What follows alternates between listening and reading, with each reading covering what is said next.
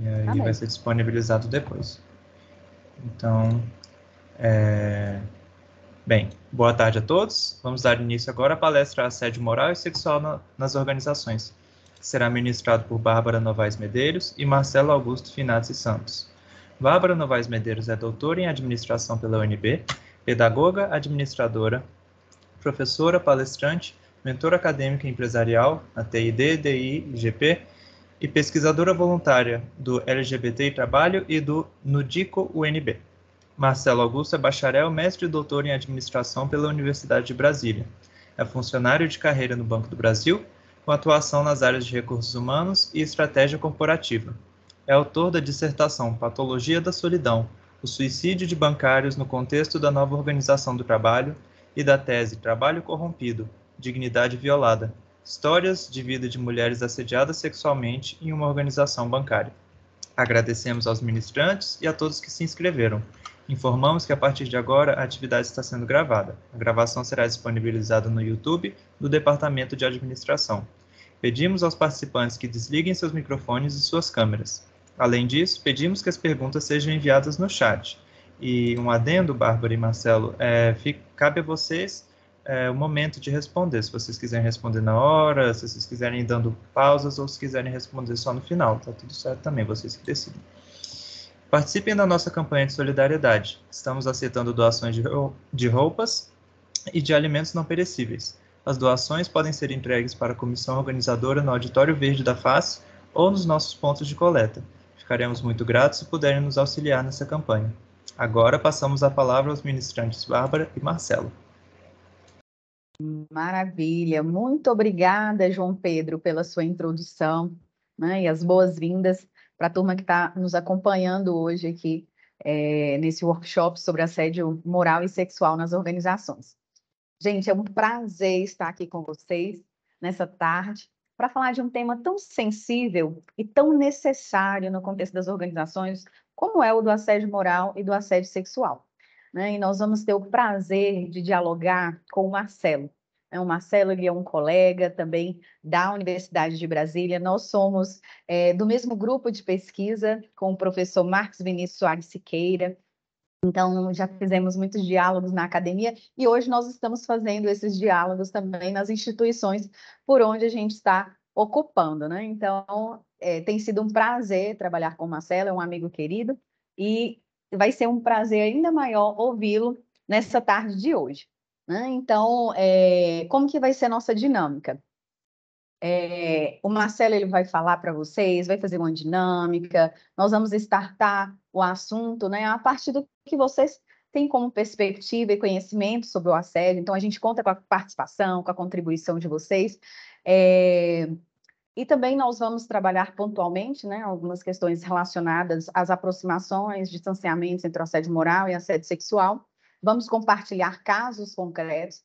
A ideia não é fazer desse momento um momento teórico de aula, falando de autores, né, que dialogam sobre o tema, mas sim de compartilhar de forma leve, na prática, né, como que a gente pode identificar e nomear o assédio moral e o sexual, porque esse é o caminho para a gente prevenir e para a gente combater no contexto das organizações. Não será um prazer. Vocês podem, né, acionar o microfone se vocês tiverem alguma dúvida e quiserem nos perguntar, e também se quiserem contribuir algo. Ao final, nós também deixaremos um momentinho de perguntas e de diálogo com vocês. Então, podem ficar tranquilos em relação a isso.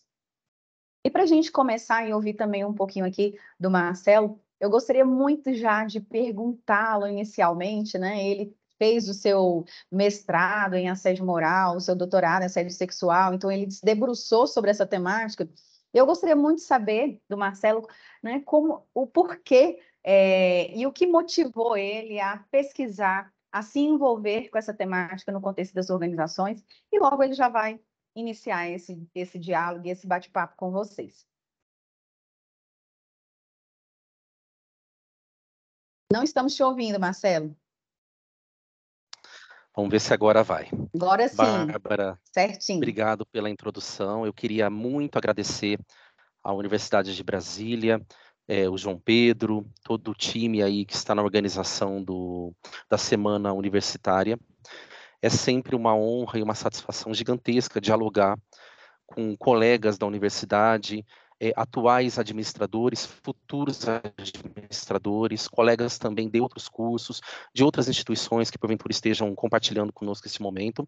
A gente espera que ao longo dessa hora de discussões e debates a gente possa aí contribuir um pouquinho para a compreensão dessa temática, que é uma temática extremamente relevante para o mundo não apenas das organizações, mas para as nossas vidas práticas, tá?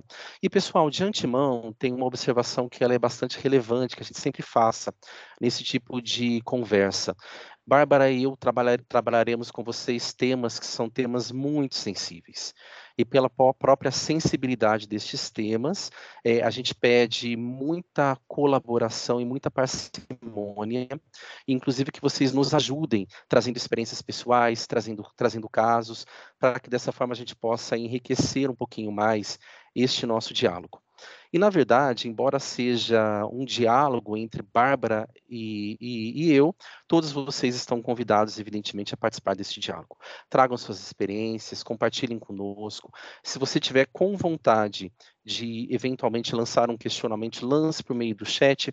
Se você quiser também se manifestar, a gente abre a câmera para que você possa interagir conosco. Vamos aproveitar esse momento como um momento rico, na verdade, de debate e um momento riquíssimo de interação. E eu venho aqui, pessoal, assim como a própria Bárbara, na verdade, como um colega, é muito mais do que apenas um acadêmico. A ideia é que a gente possa, inclusive, dialogar com administradores e com futuros administradores um pouquinho sobre o mundo real das organizações. Então, este é um dos intuitos deste nosso encontro, justamente pelo fato de que, claro, eu tenho uma trajetória acadêmica, mas também eu tenho uma trajetória organizacional. Eu sou gestor, eu sou gerente.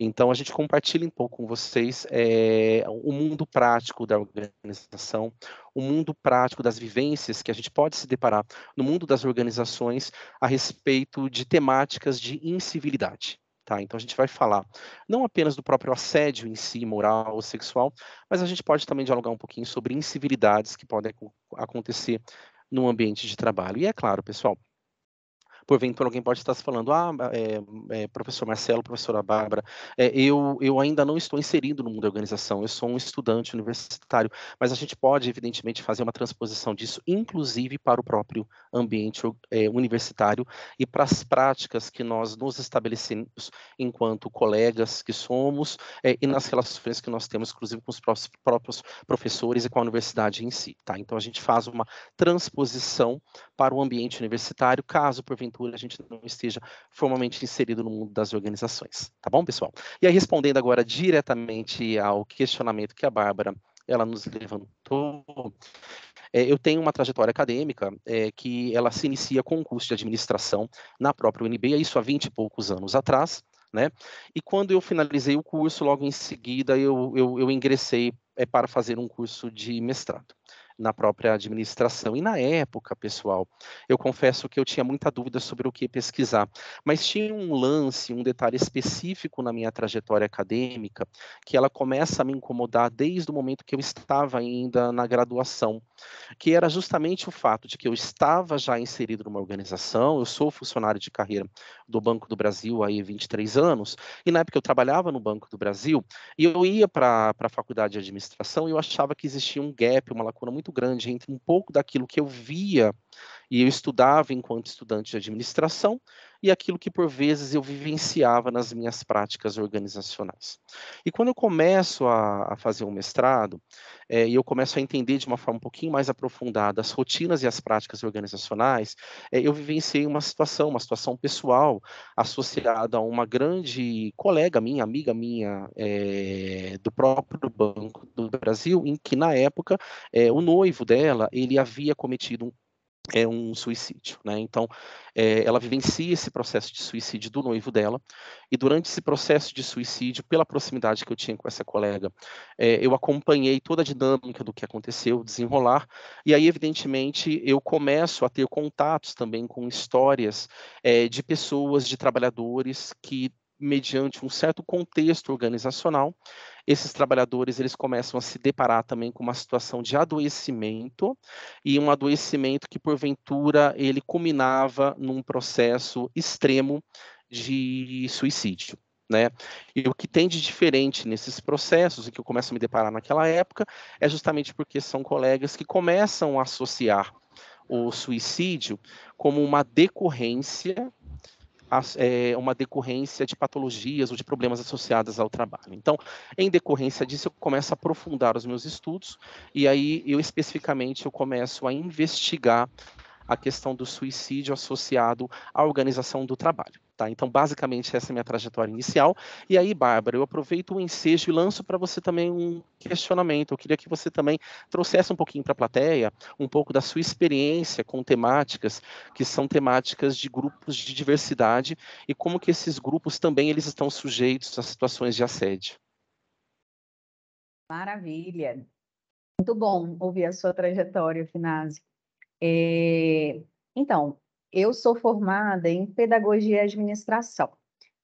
Eu acredito sempre nessa parte, né, que eu volto o meu olhar para essa humanização dentro do contexto das organizações e que puxa o meu olhar para o social, né? Então, eu não só me envolvo, né, em termos administrativos, de pensar as organizações como organizações funcionais, né, com propostas de soluções, mas com esse olhar para o indivíduo, né? Esse é o meu chamamento, é a minha missão dentro do contexto das organizações. E a partir dessa formação, quando eu me ingressei no mestrado e doutorado, eu me debrucei na linha de estudos organizacionais e gestão de pessoas, e fiz um estudo no meu doutorado com pessoas trans nas organizações.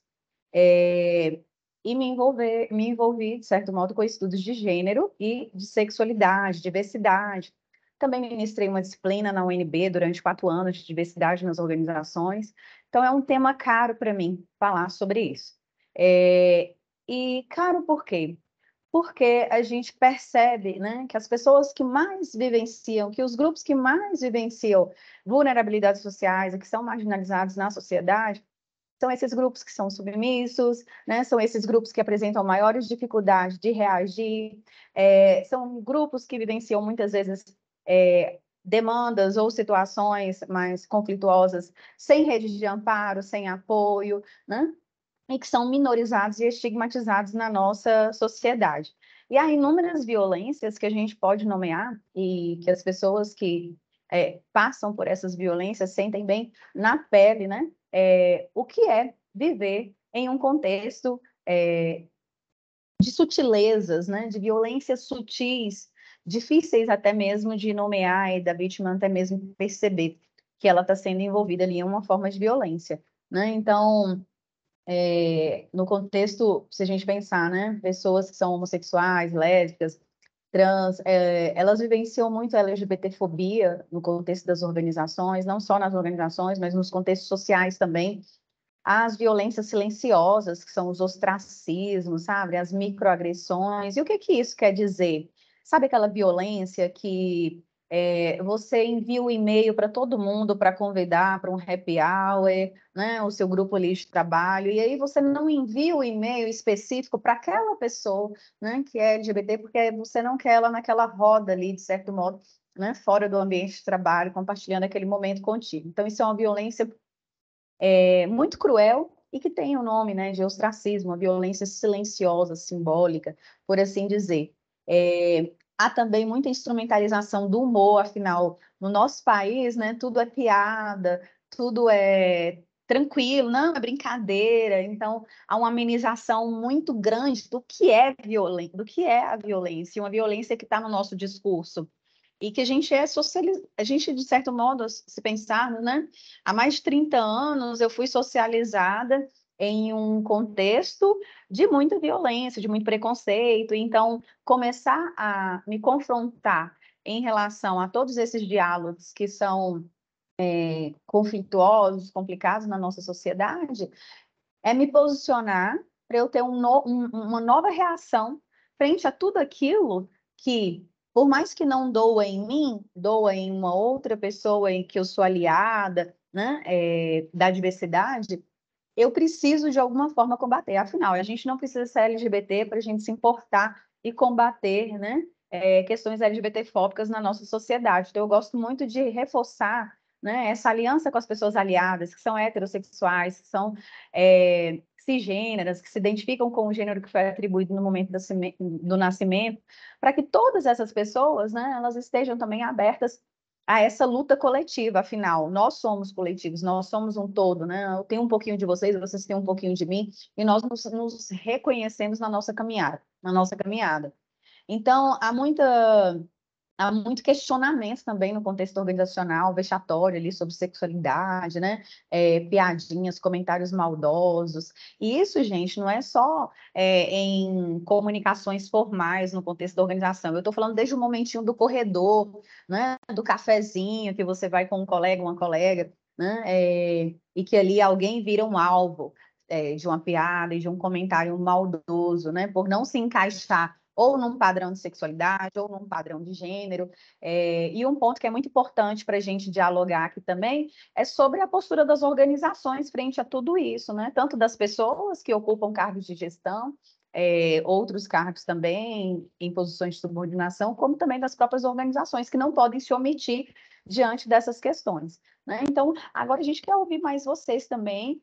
Em outros momentos, né, nós vamos voltar nesses debates. E eu passo agora a palavra um pouquinho para o Marcelo, para ele startar aí uma dinâmica com vocês. Tá tudo certo aí, Marcelo? Tudo certinho, Bárbara. Pessoal, a gente já colocou aqui rapidamente, até em caráter de teste, né, para vocês, uma pesquisa bem rápida que a gente vai soltar para vocês no Mentimeter, tá certo? A gente gostaria que vocês participassem. Então, esse primeiro questionamento que a gente vai fazer é justamente sobre quais palavras que vêm à mente quando a gente fala ou pensa em assédio moral, tá? E conforme a gente for dialogando, Bárbara e eu, a respeito dessa temática, por gentileza, vamos escrevendo. A gente vai lançar também outras enquetes no meio do caminho, tá? E, pessoal, a gente também vai fazer algumas inserções, algumas interações sobre assédio sexual, tá? Então, não necessariamente a gente vai falar apenas de assédio moral, vamos falar um pouquinho de violências no mundo do trabalho, violências no mundo organizacional, tá? E a gente gostaria muito que vocês participassem. Mentimeter é super fácil, coloquem aí o QR Code, eu vou compartilhar com vocês agora, especificamente na janela, tá? E enquanto a gente vai conversando, vai dialogando, vocês, por favor, vão colocando aí a primeira palavrinha que vem à mente de vocês quando a gente pensa em assédio moral. Bárbara, está aparecendo aí na tela a pesquisa?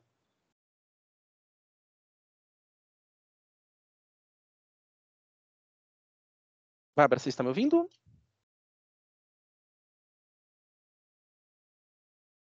Bárbara, você está com Estou seu te microfone. ouvindo. Isso. Desculpa, gente. Eu estou te ouvindo, Marcelo, mas não estou vendo a sua tela. Não está vendo a pesquisa? Então vamos lá, Não, vamos não. projetar novamente. Só um minutinho, pessoal. Prontinho, agora sim, tá? Pessoal, tá aparecendo aí, Bárbara? Agora sim, Sim. vulnerabilidade, intimidação. Olha, já tem respostas, hein, Marcelo? Pois é, tá. Pessoal, assim, ó, o importante é a gente conversar sobre assédio moral é sempre um aspecto que ele é muito crucial quando a gente vai falar de assédio moral, ele tem a ver, na verdade, com a questão do espaço temporal, tá? O assédio moral, ele acaba sendo uma patologia que muitas vezes ele acaba se confundindo um pouquinho com a questão da incivilidade. Tá? Então, quando a gente fala um pouquinho de assédio moral, a gente está falando de um tipo de fenômeno. Quando a gente fala de incivilidade, nós estamos falando de outro tipo de fenômeno. Tá? Então, o assédio moral, ele acaba se materializando, se caracterizando muito por um tipo de fenômeno que ele normalmente acontece ao longo do tempo. Tudo bem?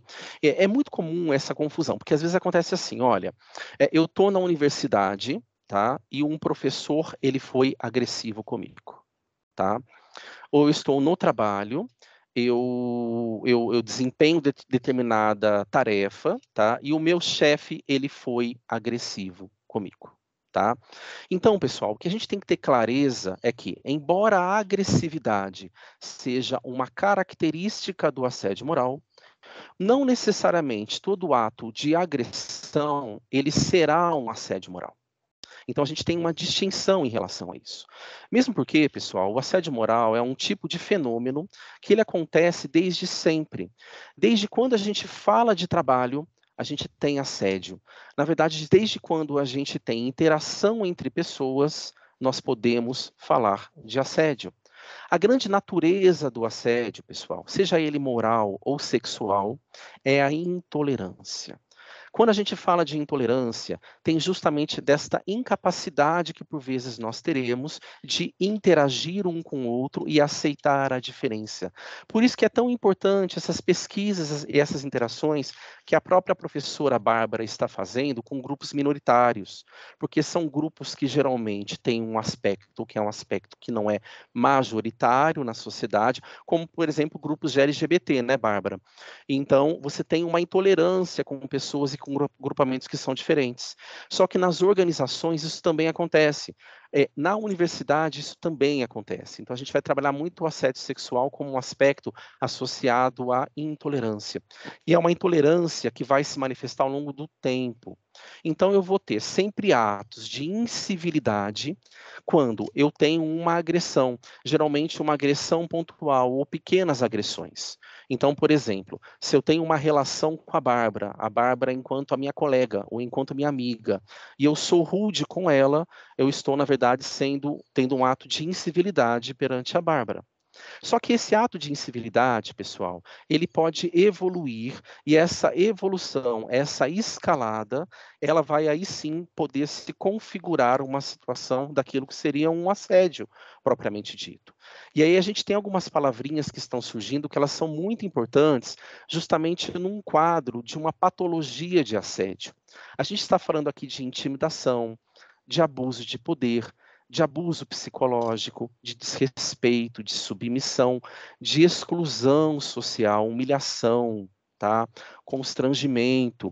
Então a gente está falando de algumas palavrinhas que basicamente elas vão sintetizar o fenômeno do assédio moral enquanto um contínuo, enquanto uma atitude e um comportamento que ele é direcionado a uma pessoa ou a um grupo de pessoas ao longo do tempo, com o intuito de desestabilizar, desacreditar esta pessoa.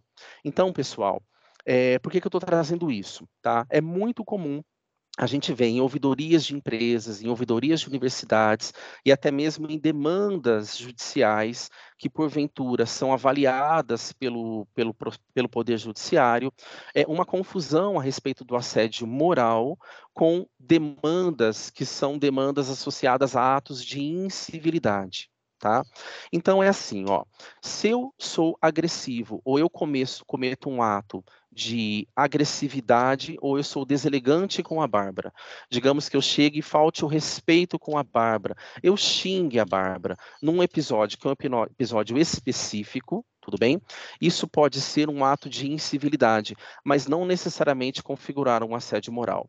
A lógica do assédio moral é você menosprezar o outro, é você derrubar o outro, é você levar o outro à exasperação moral, é você fazer com que o outro, ele literalmente, ele ceda, tá? Ele sucumba. Ele literalmente não consiga mais viver uma vida normal, justamente porque ele começa a cair em descrédito. E aí, Bárbara, eu lanço para você, inclusive, como uma forma da gente poder exemplificar isso. Você poderia trazer para a gente, de repente, algum tipo de exemplo, ou de repente, algum tipo de caso em que a gente consiga vislumbrar ou visualizar o assédio moral ele acontecendo na prática? Sim, claro. Assim, o exemplo que eu, sabe, que mais me toca, assim, um dos exemplos que mais me toca é essa questão da comunicação, Marcelo. Hoje em dia a gente fala muito da importância do diálogo, da comunicação, da interação com as pessoas, né? E uma forma muito específica de assédio moral é quando você isola uma pessoa de uma comunicação, né? É uma recusa a uma comunicação, a um diálogo, né? Você age de uma maneira em que você não passa trabalho para aquela pessoa, né? Ou então você não integra ela em um determinado grupo, em um determinado grupo de e-mails ali até que você vai, né, repassar alguma informação mais formal. Então, isso é um atentado contra a dignidade, é um desprezo. Quem é que gosta de ser desprezado na vida? Ninguém, isso é violência, né? É como se, não sei se vocês já ouviram esse termo, é como se a pessoa passasse a ser uma carta branca, né? No contexto das organizações, não tivesse funcionalidade, não tivesse ali capacidade para propor soluções, para participar ativamente. E é uma prática de silenciamento, né? do indivíduo dentro do contexto da organização. Você isola, silencia, não dá voz, não dá demandas, não passa demandas, essa pessoa, né, ela fica ali de um modo violentamente, né, cruelmente dentro do contexto organizacional, sem participação e sem atividade, né? Você impõe uma passividade ao outro, então isso para mim é de uma forma extremamente violenta. E eu queria aproveitar até um ensejo, Bárbara, fazendo até um complemento nessa sua resposta, né? Até trazendo para a nossa plateia até um exemplo concreto mesmo de assédio moral, tá, pessoal? Para a gente poder ver como que isso é um contínuo, como que isso é um tipo de estratégia, que é uma estratégia que silenciosamente, ao longo de um tempo, ela começa a fazer com que a pessoa desenvolva todo tipo de patologia, né? E aí, pessoal, tem um lance que é bem interessante a respeito do assédio. O assédio, normalmente, ele começa de uma forma muito sutil, como atos de incivilidade, e esse ato de incivilidade, ele vai gradativamente se escalando, tá? E aí eu vou dar um exemplo concreto, pessoal, de uma pessoa, enfim, que participou de uma das minhas pesquisas, né? Eu vou nomeá-lo como Caio. Tá certo? O Caio, eu vou colocar de uma forma muito breve a história dele, mas que exemplifica bem como que esse processo ele vai escalando ao longo do tempo. Então, o Caio, ele era um empregado, e um empregado que ele tinha um desempenho bastante satisfatório até então, e ele migra para o setor novo. E nesse setor novo, ele literalmente se depara com um setor que tinha uma especificidade técnica muito peculiar e de pessoas que trabalhavam naquele setor há muito tempo. Então, ele, na verdade, embora ele fosse um trabalhador experiente, ele cai num setor cuja experiência anterior dele pouco valia ali, porque era um setor que exigia um conjunto de habilidades técnicas na área financeira que ele não tinha exatamente, tá? E aí, gradativamente, o próprio grupo começa a ter uma dificuldade em aceitá-lo, né? E o chefe, conforme ele vai passando demandas para o Caio, e naquele processo de aprendizado, ele começa a ser nomeado como tartaruga. O Caio ele começa a ser nomeado como uma pessoa incapaz, uma pessoa incompetente, uma pessoa que não tinha condições de acompanhar o resto do grupo. O Caio, ele, de repente, ele começa a se questionar, inclusive, a própria habilidade dele de escrita, por exemplo. Embora ele sempre tiveram uma experiência muito grande de ser alguém nomeado como alguém com muita experiência no português e uma boa redação, o Caio ele começa a ser descrito, inclusive, ser questionado na própria habilidade daquilo que ele era reconhecido como de melhor, como aquilo que ele fazia de melhor, né? E gradativamente, pessoal, o interessante é que ele começa a ser isolado no trabalho. E é um processo de isolamento que começa a acontecer, e é muito comum, eu vou trazer uma expressão, que é uma expressão que chama mobbing, tá? O mobbing é uma terminologia que vem basicamente da biologia, e o mobbing ele é muito empregado como sinônimo de assédio moral, principalmente na Europa, tá? E o Hans Lehmann, lá atrás, né, em meados dos anos 80, quando ele começa a estudar o assédio moral, quando ainda o assédio moral ele não era conhecido efetivamente como esse fenômeno descrito atualmente, né? O Hans Lehmann é um pesquisador alemão, e ele está inserido numa realidade de uma comunidade germânica, enfim, de países nórdicos, e ele começa a observar esse fenômeno de trabalhadores, principalmente da indústria automobilística, pessoal, que começam a fazer um movimento de exclusão uns com os outros, e é um movimento em bando, tá? O mobbing, ele nada mais é do que um movimento que ele decorre em algumas espécies da biologia, animais, aves principalmente, babuínos, enfim, em que o grupo daqueles indivíduos começa a literalmente agir em bando para excluir ou um outro membro do próprio grupo ou excluir um intruso. Tá? E aí, o que o Caio ele começa a vivenciar? Ele começa a vivenciar um fenômeno de mobbing. De repente, os colegas, que são pessoas que almoçavam com ele, que interagiam com ele no dia a dia cotidianamente, também começam a isolá-lo. Por quê? Porque esses colegas começam a perceber o chefe isolando esse colega. E para que essas pessoas não ficassem mal com o chefe, ou elas eventualmente pudessem ser também um alvo das investidas agressivas do chefe, começam a isolar esse colega, que é o Caio. Começa a acontecer um fenômeno de mobbing com o Caio. Ele começa literalmente a ser isolado. Só que como uma forma dessa desestabilização ela acontecer, né, ao longo do tempo, o que o chefe começa a fazer com o Caio? Basicamente, o Caio ele passa o dia inteiro sem trabalho, porque o chefe começa a tirar trabalho dele, sob a justificativa que ele não tem competência de fazer. E quando vai dando o final do expediente, o chefe chega com demanda para o Caio. E pede para o Caio, inclusive, entregar naquele mesmo dia. E o Caio, ele começa a perder aula na pós-graduação dele, ele começa a ter problemas, inclusive, de relacionamento familiar, porque ele começa a chegar tarde em casa todos os dias. E ele começa a ter um tipo de cobrança em que ele é obrigado a passar o dia inteiro sem trabalho e chega à noite, ele é obrigado a trabalhar. Então ele começa a ter uma jornada de 12, 13, 14 horas por dia. E, evidentemente, ele faz a entrega daqueles relatórios, daqueles documentos.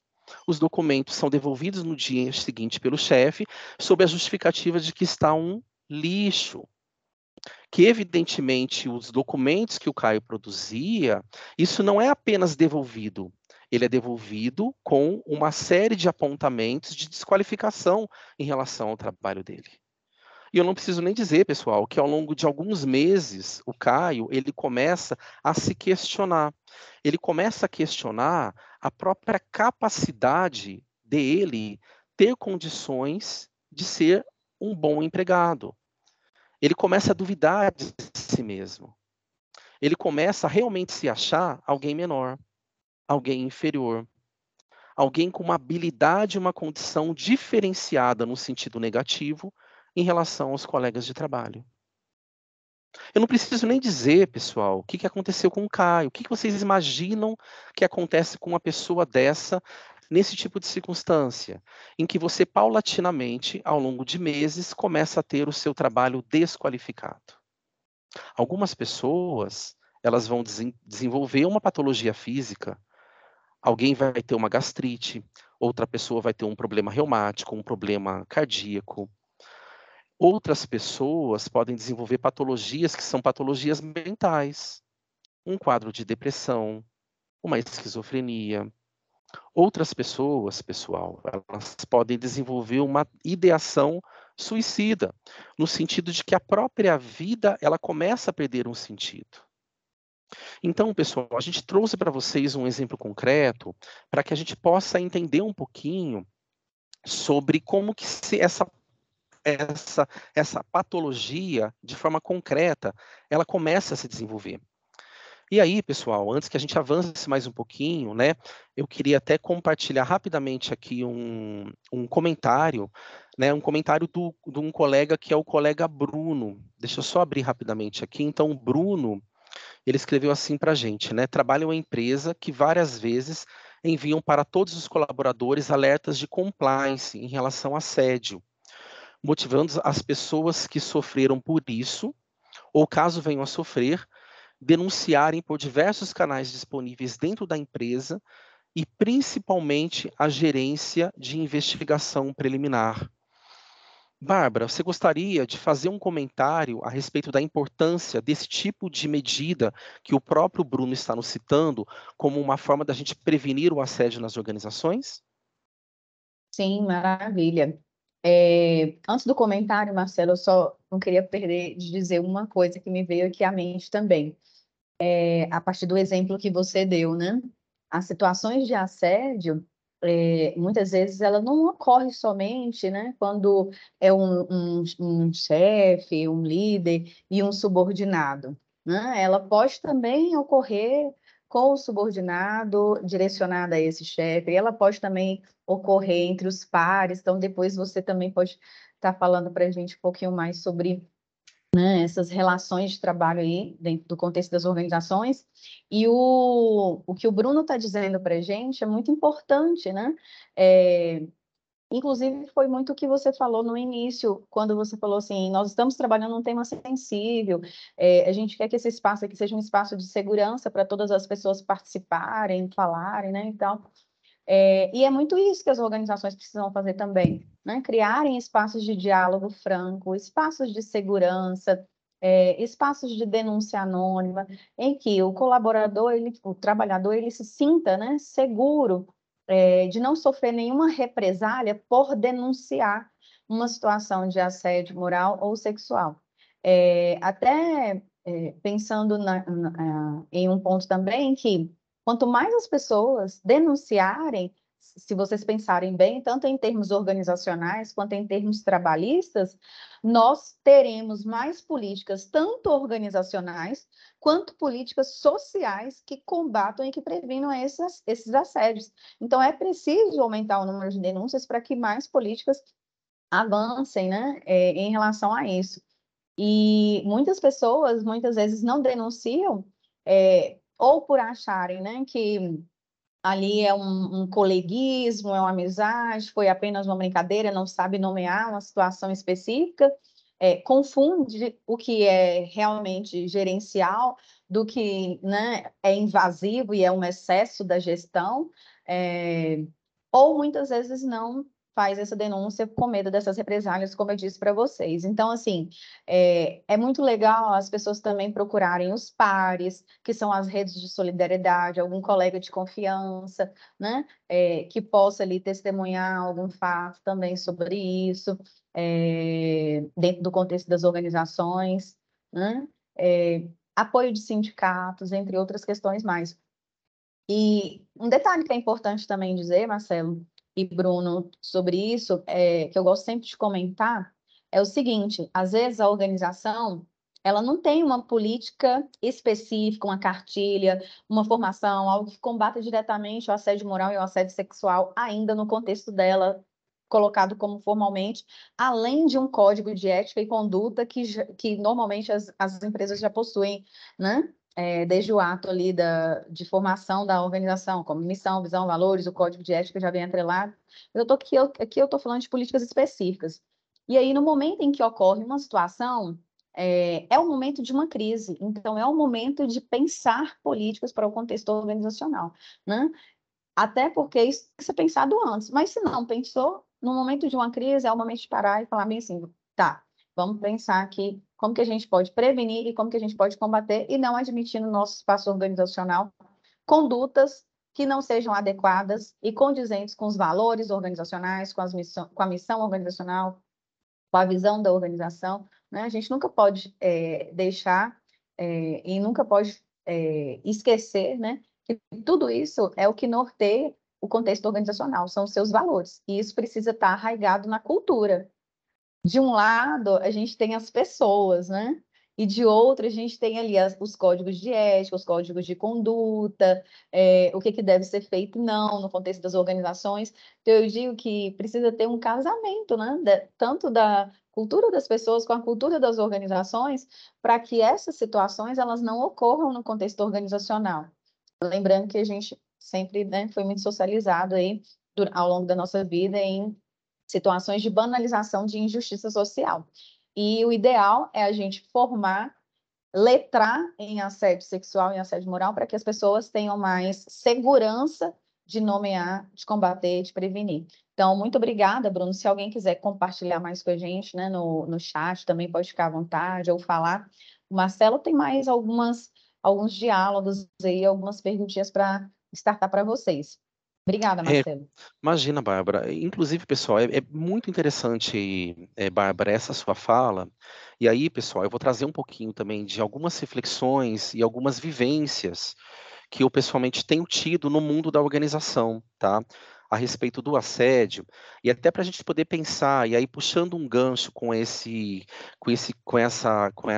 avaliação, com essa ponderação que foi feito recentemente, agora há pouco, pelo colega, justamente sobre como que as organizações hoje em dia, tá? Elas têm se portado em relação ao assédio, tudo bem? Pessoal, assédio acontece nas organizações? Sim, acontece muito assédio nas organizações. Assédio acontece no ambiente universitário? Sim, nós temos muito assédio acontecendo no ambiente universitário.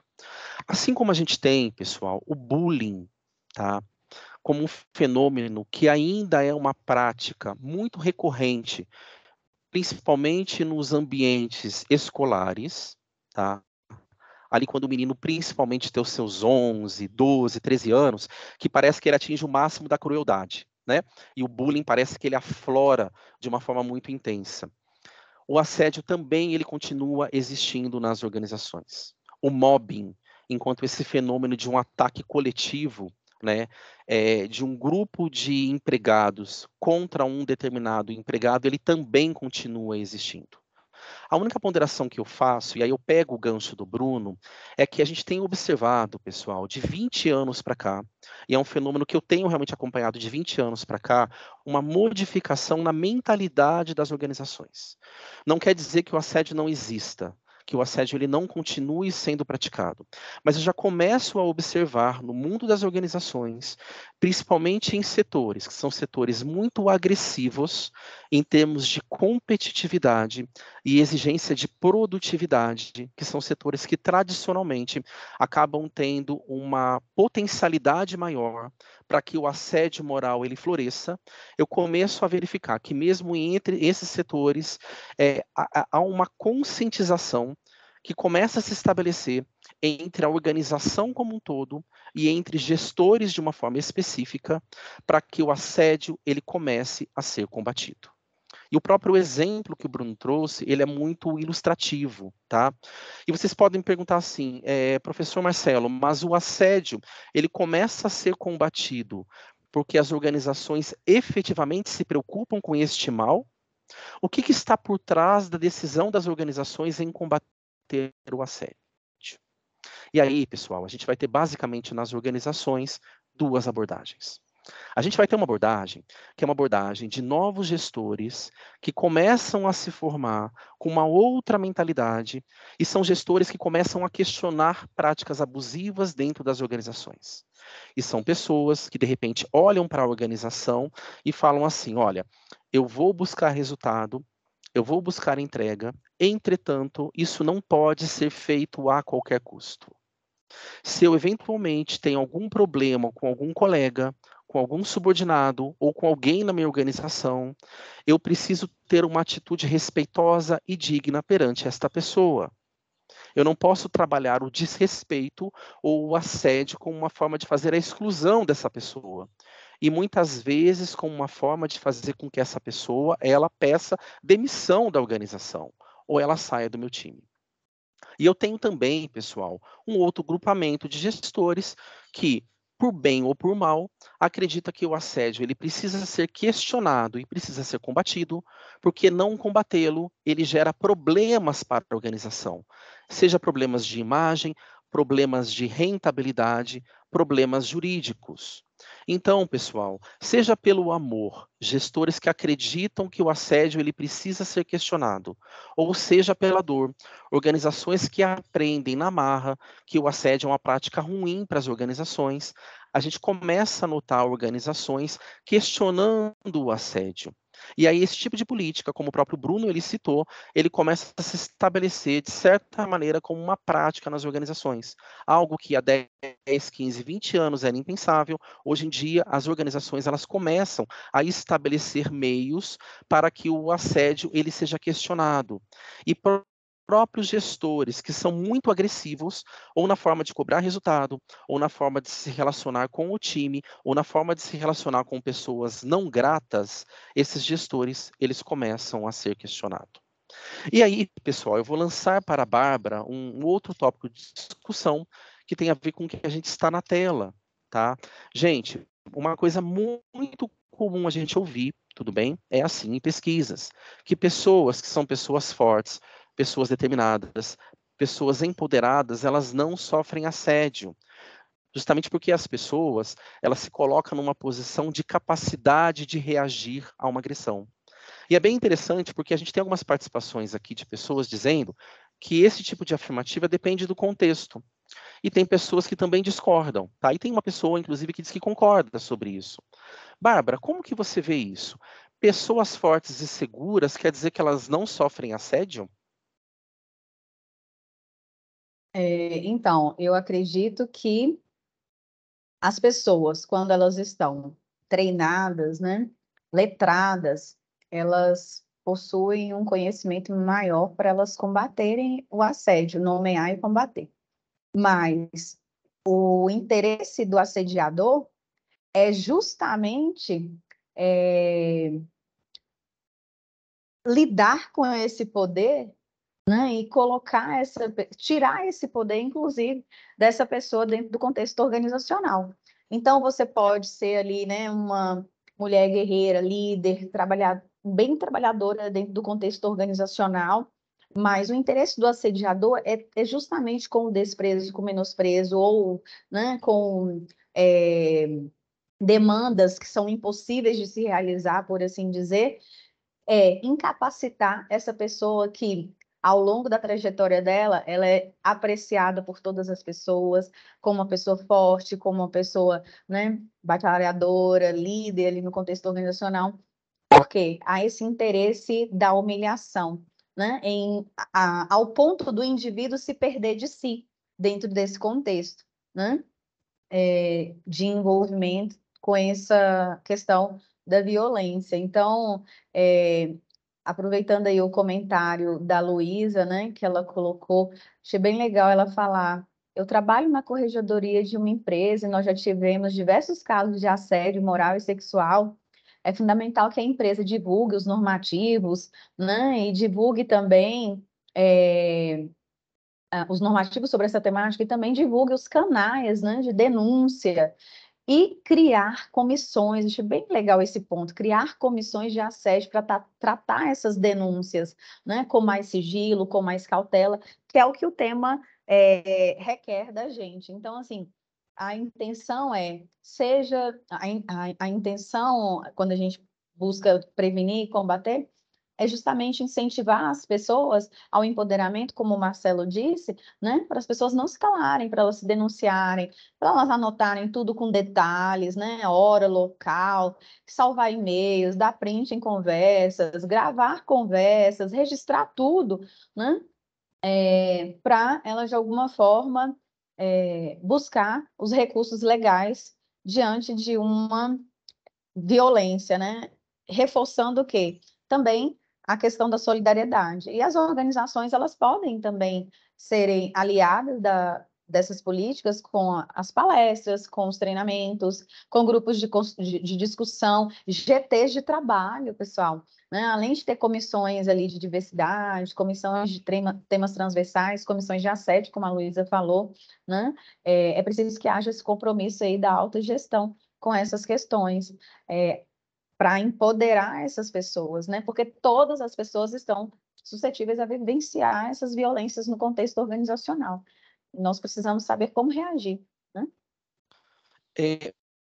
Bárbara, excelente. Eu queria até puxar o gancho sobre um aspecto que você citou, que é extremamente crucial para quem está inserido no mundo das organizações, que é o compromisso da alta gestão.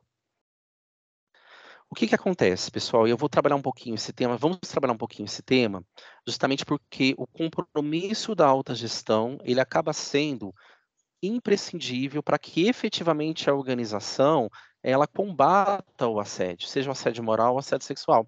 E eu vou dar um exemplo concreto, tá, gente? Assim, eu sou na empresa que eu trabalho, né? Eu sou gerente de estratégia na empresa. E ontem eu queria trazer esse registro para vocês começarem, para a gente começar a refletir um pouquinho como que de repente a mentalidade das empresas começa a mudar. E como que é importante o tom da alta gestão para que as violências associadas ao trabalho, e eu estou falando não apenas do assédio moral ou assédio sexual, mas toda forma de violência que possa estar associada ao mundo das organizações, ele comece a ser efetivamente combatido.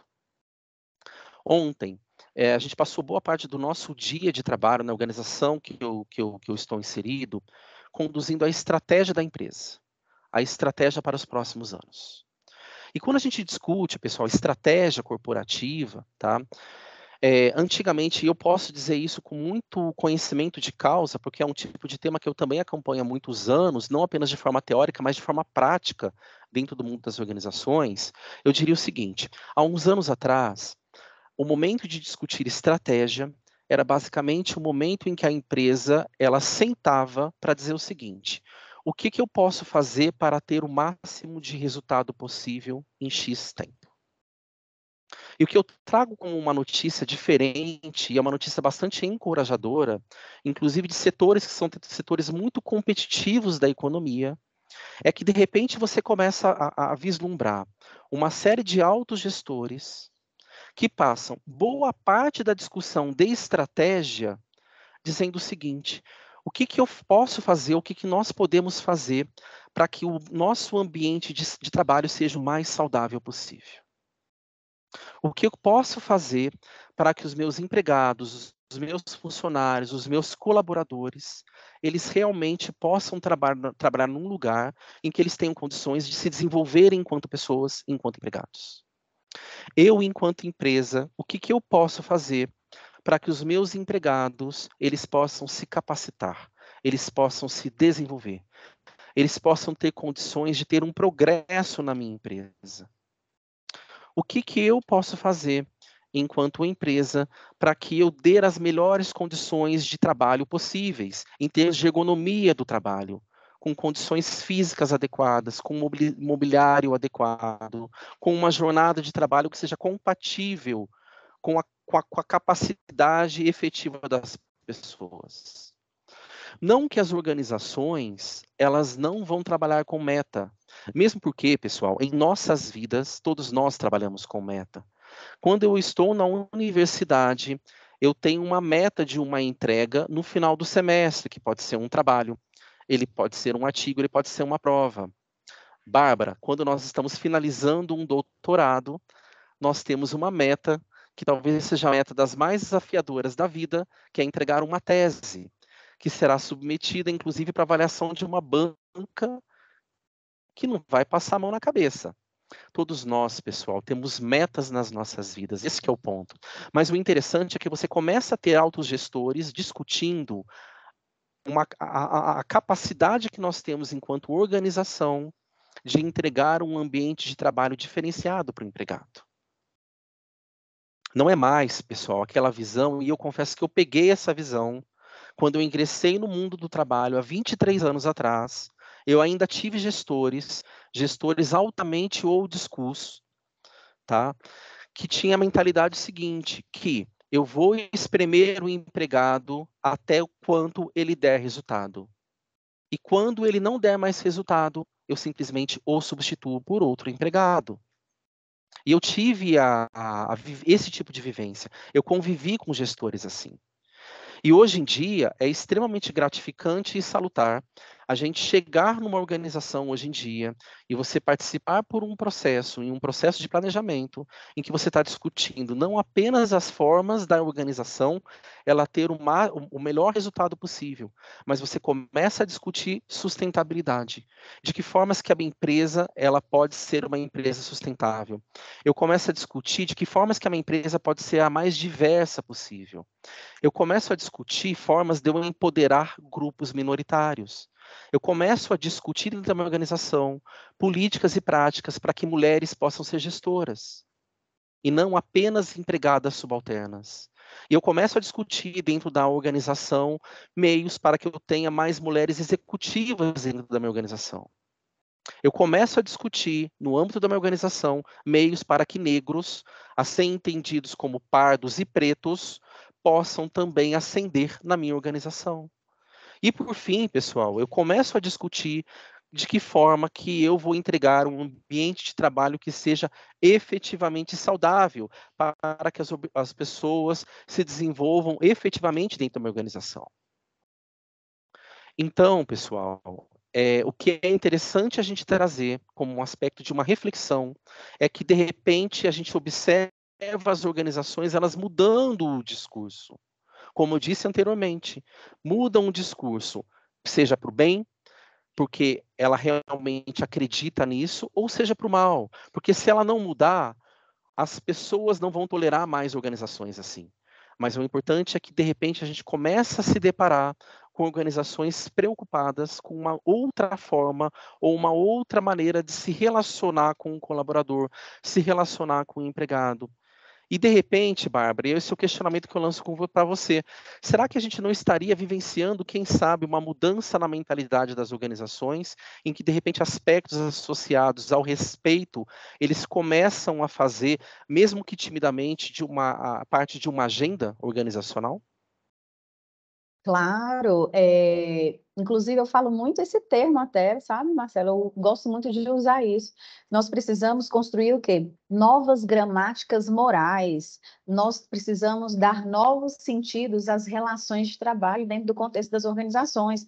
Nós precisamos ser agentes de mudança organizacional a favor de relações tanto discursivas como sociais, mais saudáveis, combatendo o quê? Justamente esses contextos que nós estamos falando aqui, contextos que favorecem o assédio, contextos de alta pressão, de lugar de estresse, né, de ritmo alucinado ali de trabalho, de pressão por resultado, contextos de má comunicação, contextos, gente, em que não há um respeito à diferença, em que a gente busca homogeneizar condutas, pensamentos, modo de ser e agir, tratar todas as pessoas de modo igual, né? Sem contemplar ali as diferenças e o lugar de cada um, a posicionalidade de cada um no mundo. Então, assim, que vem de muitas desigualdades produzidas socialmente, que a gente muitas vezes banaliza e fecha os olhos. Então, essa nova mentalidade, ela é urgente. E se a gente pensar qual que é a palavra hoje que a gente precisa colocar nos nossos diálogos, nas nossas falas, nas nossas práticas, quando a gente está falando da alta gestão, é liderança humanizada. A gente precisa trabalhar com liderança humanizada. Nós estamos nos relacionando com pessoas, né? E nós não podemos instrumentalizar as pessoas, né? Nós precisamos olhar para o indivíduo de modo genuíno, valorizando as diferenças, né? Valorizando as competências, compreendendo o contexto desses indivíduos, dentro do contexto da organização, né? Então, tudo isso é muito essencial para a gente falar em bem-estar, em política de bem viver, em saúde no ambiente de trabalho, né? E quem aqui não gosta de trabalhar em um ambiente diverso, num ambiente respeitoso, num ambiente humano, num ambiente acolhedor, em que há solidariedade e empatia? Muitas vezes essas palavras elas estão se perdendo, e não é só no contexto das organizações. Se a gente pensar em todas as instituições sociais, é na família, na igreja, na escola, né? Em outros órgãos aí do Estado, enfim, em que a gente está tendo essa ausência, né, desse afeto mesmo no contexto das organizações, do contexto das organizações, no contexto das relações interpessoais, também sociais de trabalho. Então, a gente precisa reavivar isso como uma mentalidade, é o resgate do respeito como uma nova gramática moral, né, com uma nova consciência de como agir, de como lidar, de como se portar nas organizações. Hoje em dia a gente tem ESG, né, que fala sobre governança ambiental, e o social está ligado. Nós temos também os Objetivos de Desenvolvimento Sustentável, que estão totalmente ligados a questões como igualdade de gênero, né, e que a gente não pode esquecer dessas palavrinhas no contexto das organizações. E isso tudo perpassa, né, o respeito e o tema que nós estamos discutindo aqui, que é o combate ao assédio, tanto moral quanto sexual, no contexto das organizações. Então, fomentar essa mentalidade de respeito, de solidariedade, de empatia, é urgente para a gente combater tudo isso. Certo, E Marcelo? não, perfeito, Bárbara, excelente. E eu estava fazendo algumas reflexões que são reflexões bem interessantes ou importantes a respeito desta sua fala, que tem muito a ver com essa questão da empatia, né? A empatia em relação ao outro, tá? E, pessoal, quando a gente fala do assédio, o assédio é justamente o oposto da empatia, né? Como a gente falou anteriormente, a natureza do assédio é a intolerância. E como que eu previno o assédio? Tá? Eu previno o assédio basicamente com empatia. Pessoal, o mundo das organizações e o mundo das relações humanas, e é bem interessante a Bárbara ela citar, quando a gente fala de família, quando a gente fala de igreja, a gente fala dos espaços públicos que a gente convive, além do próprio espaço organizacional, né, Bárbara, como escola, universidade. É bem interessante a Bárbara falar desse movimento ou deste contexto, né, porque a gente está falando do contexto de relações, um contexto de relações em que o assédio ele vai emergir justamente como um sinônimo como um símbolo de movimento de intolerância, cujo a maneira da gente preveni-lo, ela vai vir da empatia. E aí eu lembro, inclusive, pessoal, que que logo nos primeiros estudos, quando se pesquisava o assédio moral, por exemplo, né, e aí a Marie-France Irigoyen, que é uma psicanalista, uma médica francesa, uma das precursoras da temática do assédio moral, ela começa a escrever sobre o assédio moral não exatamente no mundo das empresas, das organizações. Ela vai trazer a questão da temática do assédio moral como uma temática de relacionamento de intolerância humana das pessoas que são circunscritas em diversos espaços públicos, dentre os quais o mundo da organização. E, evidentemente, a temática do assédio moral ela acaba tomando uma proporção muito grande no mundo da organização, principalmente porque o mundo da organização, em meados dos anos 90 e os anos 2000, particularmente, começa a ter uma mudança muito significativa na forma como as pessoas dentro das organizações vão reagir ou vão agir por conta da necessidade de se entregar resultados e produtividade. Então, uma necessidade de você entregar resultados cada vez maiores, ela começa a ensejar em práticas cada vez mais rotineiras ou frequentes de assédio moral, justamente em decorrência de pessoas ou grupos específicos que não se mostram hábeis ou capazes de fazer as entregas daqueles padrões de rentabilidade ou lucratividade que é exigido. Então, por isso que a própria temática do assédio moral, ela começa a adquirir uma importância muito significativa, que vai além do mundo das nossas esferas pessoais, e ela começa a se estabelecer também como uma patologia organizacional, por conta das próprias práticas de gestão.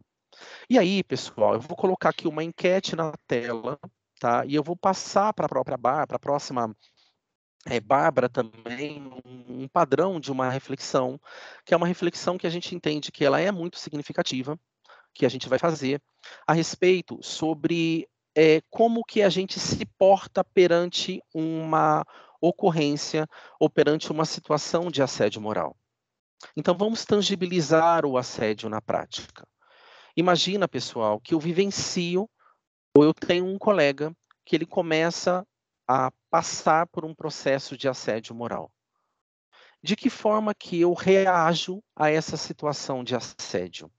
A gente jogou aqui uma enquete na tela, e aí, Bárbara, eu gostaria que você trouxesse um pouco para a gente, ou fizesse para a gente um pouco de alguma reflexão a respeito de qual é o nosso comportamento, ou sobre qual é a nossa atitude perante colegas ou perante pessoas que são pessoas que estão sendo vítimas de algum tipo de violência.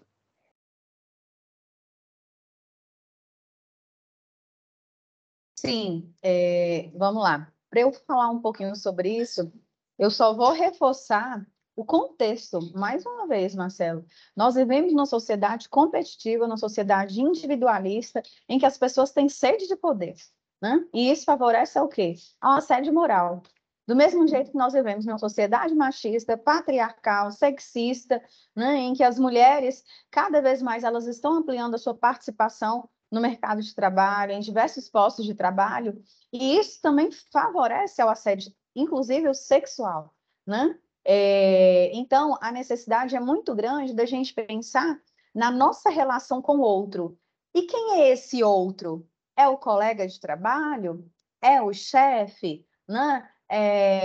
É um subordinado? Você que está na posição ali de ser o chefe, ser o líder? Então, nós precisamos pensar nessa relação com o outro, né? E nesses contextos que a sociedade nos impõe.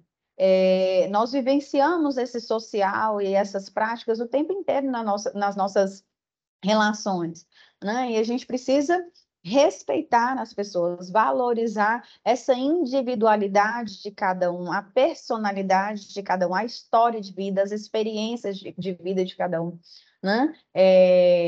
E mesmo que seja o chefe, o subordinado, o colega, nós não podemos nos calar. Eu acredito que o nosso convite aqui para todas as pessoas que estão dialogando, participando com a gente, é um convite para o não silenciamento, né? E para buscar caminhos para tratar de modo respeitoso, com cuidado, né? Sigiloso, sem medo de represálias, com diálogo franco, no contexto das organizações, em que você pode procurar ali, se for uma relação, né, com o seu chefe, você pode procurar a gestão de pessoas, que vai poder te ouvir com uma escuta atenta e com ações para tratar, né, daquele episódio específico, inclusive se ele for repetitivo, né, que é um ponto muito importante quando a gente fala dessa questão do assédio moral, e a gente pensar, né, nós precisamos do outro para as nossas relações sociais existirem, né, mas nós precisamos do outro em uma relação saudável, porque o outro ele faz parte da gente em uma relação saudável, né? Nós nos distanciamos de relações que nos fazem mal. Então, eu reforço aí essa questão, né? Existem canais, a gente pode ter ali uma rede de solidariedade de amparo, algum colega que você tenha uma afinidade maior e que você pode conversar, compartilhar, né? Se for com o chefe, procura a gestão de pessoas, procurar internamente primeiro, né, por vias internas, resolver a situação, e se for necessário, procurar vias externas, como sindicatos que apoiam os trabalhadores e a própria legislação trabalhista, né? Inclusive, assim, o número de denúncias por assédio, né, eles têm crescido muito na nossa sociedade, e até mesmo de causas trabalhistas relacionadas a essa questão. E a gente, como eu falei anteriormente, né, o desejo é que os números apareçam para que a gente combata mais incisivamente essas questões. Então, aqui o chamamento é não silenciar. Nossa, excelente, Bárbara. E é muito bacana e muito legal essa fala da Bárbara, pessoal, porque essa fala da Bárbara, esse chamamento que a Bárbara está fazendo, ele tem um aspecto que é um aspecto prático, que vocês não imaginem a importância que isso tem para que você combata violências no mundo do trabalho. Tá? E eu vou dar um exemplo concreto da minha vivência, tudo bem? Para que a gente veja como que esse chamamento que a Bárbara está fazendo, da gente não se calar, ele acaba sendo relevante. E a gente vê, pessoal, que na pesquisa, né, que a gente fizemos agora, né, Bárbara, com as pessoas, a maioria das pessoas falou o seguinte: olha, se eu ver uma violência, uma situação de assédio, eu me coloco à disposição da denúncia, mas claro, de uma forma anônima, pessoal.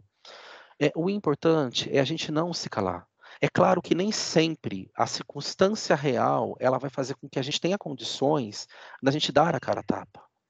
E aqui, pessoal, a gente não concita que todas as pessoas, tá, vão para a frente de batalha, porque não é esse o ponto.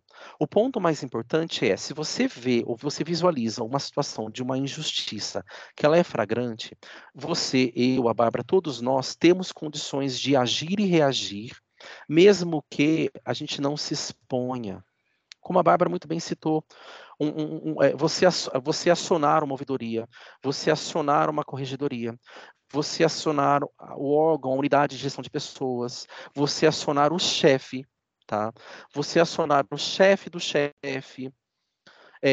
Você tem canais, hoje nós temos, felizmente, canais que as organizações e as empresas e a própria universidade, as universidades, elas disponibilizam para que perante uma situação de injustiça, nós possamos nos manifestar e possamos denunciar aquela situação. E aí, pessoal, eu vou citar um exemplo da minha, enfim, do meu convívio, né, de gestão, até para a gente poder evidenciar também um pouquinho como que é importante o diálogo franco e aberto, seja por parte de gestor, seja por parte do colaborador, das chefias e toda a cadeia de comando numa organização, para que os conflitos eles sejam dirimidos. Porque a porta de entrada do assédio ele tende a ser o conflito. Então, aquele pequeno ato de incivilidade, muitas vezes, ele acaba sendo um ato que vai dar uma porta para que aquele relacionamento conflituoso ele escale e num processo de escalada, de repente nós configurarmos uma situação de um assédio, com todas as consequências negativas que disso possa decorrer. Há um tempo atrás, pessoal, eu tive uma situação de um conflito com um determinado colega. E este colega me procurou, manifestando o seguinte: chefe, teve tal situação que aconteceu que eu não gostei da forma como você agiu. Porque nós tivemos uma reunião e quando estávamos perante fulano, ciclano e beltrana, o Senhor chamou minha atenção. E aquilo me constrangeu. Pessoal, olha que interessante, tá? E olha como que é importante nós temos maturidade organizacional, maturidade pessoal, para que perante uma situação de conflito, a gente se coloque numa posição genuína de querer agir e de querer resolver o problema. Por isso que eu estou trazendo um exemplo pessoal, tá? Sabe por quê? Porque o tempo inteiro, nas nossas relações no mundo das organizações, nós seremos colocados em situações de conflito. Porque o mundo da organização, a natureza do mundo da organização, e mais do que a natureza do mundo da organização, a natureza da relação entre pessoas é a relação de conflito. E o grande lance, pessoal, é para que o conflito ele não escale, é justamente a gente dialogar. E quando este colega me procurou para conversar, a primeira coisa que eu fiz foi me colocar numa posição de escuta genuína da dor daquele colega. Sabe por quê, gente? Porque a tendência natural é simplesmente a gente nomear enquanto gestor que é frescura. Porque fulano, porque ciclana é uma pessoa muito sensível. Porque fulano, porque ciclana é uma pessoa que não é resiliente. É uma pessoa que não aguenta o tranco. É uma pessoa que não foi forjada para aguentar as dificuldades do mundo organizacional. Gente, não existe mais espaço para esse tipo de pensamento no mundo das organizações. Então, a partir do momento que o colega me procurou e ele questionou de uma forma muito franca e aberta o meu comportamento, eu me coloquei naquele momento numa posição de humildade. Fulano, me traga a sua queixa, me traga a sua dor. O colega, ele trouxe a sua queixa, a sua dor, e qual foi a minha postura naquele momento? Colega, me corrija para que eu seja um gestor melhor. E eu me desculpei com esse colega. Eu não preciso nem dizer para vocês, pessoal, que a minha relação com esse colega ela é excelente. Excelente. É uma pessoa que eu tenho não apenas um carinho e uma admiração, mas tenho uma relação muito boa. E mesmo, por que eu estou trazendo esse exemplo? Porque mesmo com pessoas que a gente se dá bem e a gente gosta, eventualmente o caldo vai entornar, a relação vai azedar e você vai ter um conflito. Agora, pessoal, imagina com pessoas que trabalham conosco 8, 9, 10 horas por dia, que eventualmente são pessoas que foram colocadas para trabalhar conosco, que a gente não gosta. Não gosta no sentido da gente não ter uma relação fácil, ou simplesmente o santo não bater. Se com pessoas que nós gostamos a relação azeda, imagina com pessoas que nós não gostamos.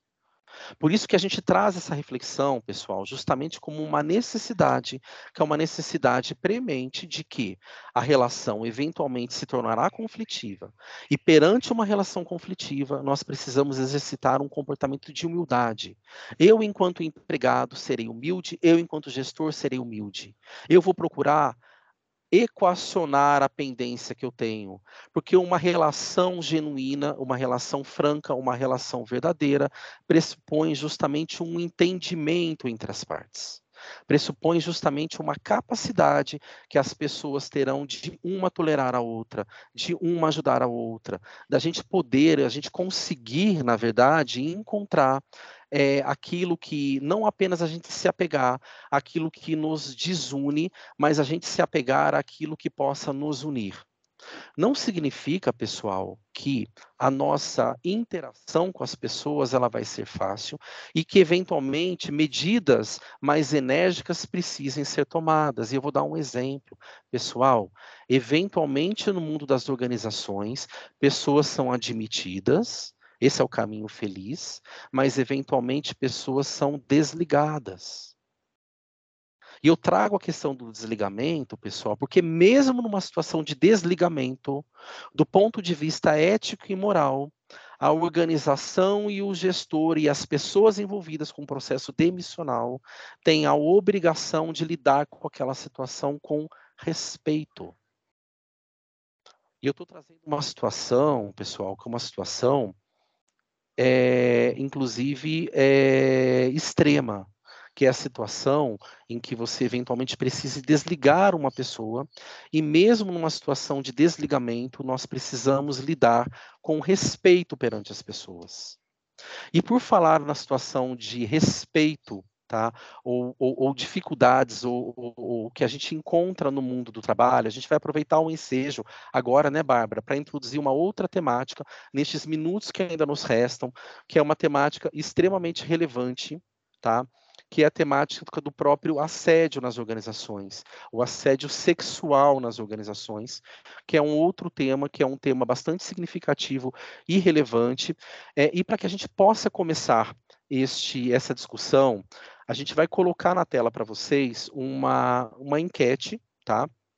Que a gente gostaria que vocês participassem conosco, que é uma enquete justamente sobre o assédio sexual como uma tentativa frustrada de sedução. Pessoal, assédio sexual, ele seria uma tentativa frustrada de sedução? Bárbara, eu vou pedir para você não comentar ainda sobre este tema, justamente para que a nossa audiência ela possa responder à enquete que nós lançamos na tela, tudo bem?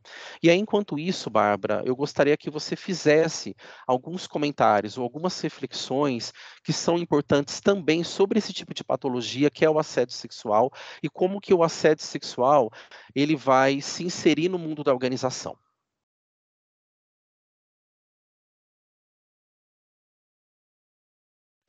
Legal, Marcelo. Acho que um ponto interessante para a gente falar é que o assédio moral ele vem muito acompanhado com essa repetitividade, né, das relações, das situações. E o assédio, é claro que o moral também ele pode também ser um ato pontual, mas tem essa característica da repetitividade. Já o assédio sexual, ele tem muito esse ponto, né, de às vezes é um episódio e esse episódio se configura desse modo e precisa ser tratado como assédio sexual nas organizações, né? Então, o intuito é muito de constranger o outro, né? De obter vantagens, de favorecer a si mesmo em relação a essas questões sexuais. E eu acredito que um ponto também que a gente está falando, Marcela, é muito sobre um abuso narcísico, né? Um abuso vindo de uma vaidade do indivíduo, né? De uma vaidade de dominação sobre o outro, por assim dizer, né? É, Muito claro uma e relação de poder, professor, muito claro uma relação de poder, né, Bárbara? sim, uma relação de poder, né? De vaidade dentro desses contextos em que você quer dominar o outro, você quer, de alguma forma, ter o outro ali em suas mãos, né? Como um instrumento. Então, é um ponto que a gente precisa dialogar aqui também sobre isso, né? E aí, o É, pessoal está respondendo? sim, Bárbara, o pessoal está respondendo, né? E a enquete está um pouco dividida aqui. Pessoal, o assédio sexual é um tema difícil, tá? É um tema muito complicado. A gente está falando aqui de sexualidade humana, estamos falando de interações que vão se estabelecer entre as pessoas em qualquer ambiente, em qualquer tipo de meio, tá? Não é fácil lidar com esse tipo de temática, ainda mais no nosso país, que é um país que vive uma situação bastante ambígua em termos de sexualidade, porque ao mesmo tempo que somos um país que acaba se trazendo como estereótipo uma visão em que a sexualidade ela é liberada como estereótipo, ao mesmo tempo eu trago uma noção de um país que também tem uma veia, que é uma veia mais conservadora em termos de costume, e isso gera um caldo bastante complexo quando a gente avalia a questão do assédio no âmbito das organizações. E aí, pessoal, isso se manifesta muito claramente naquilo que a gente tem aqui no chat, tudo bem?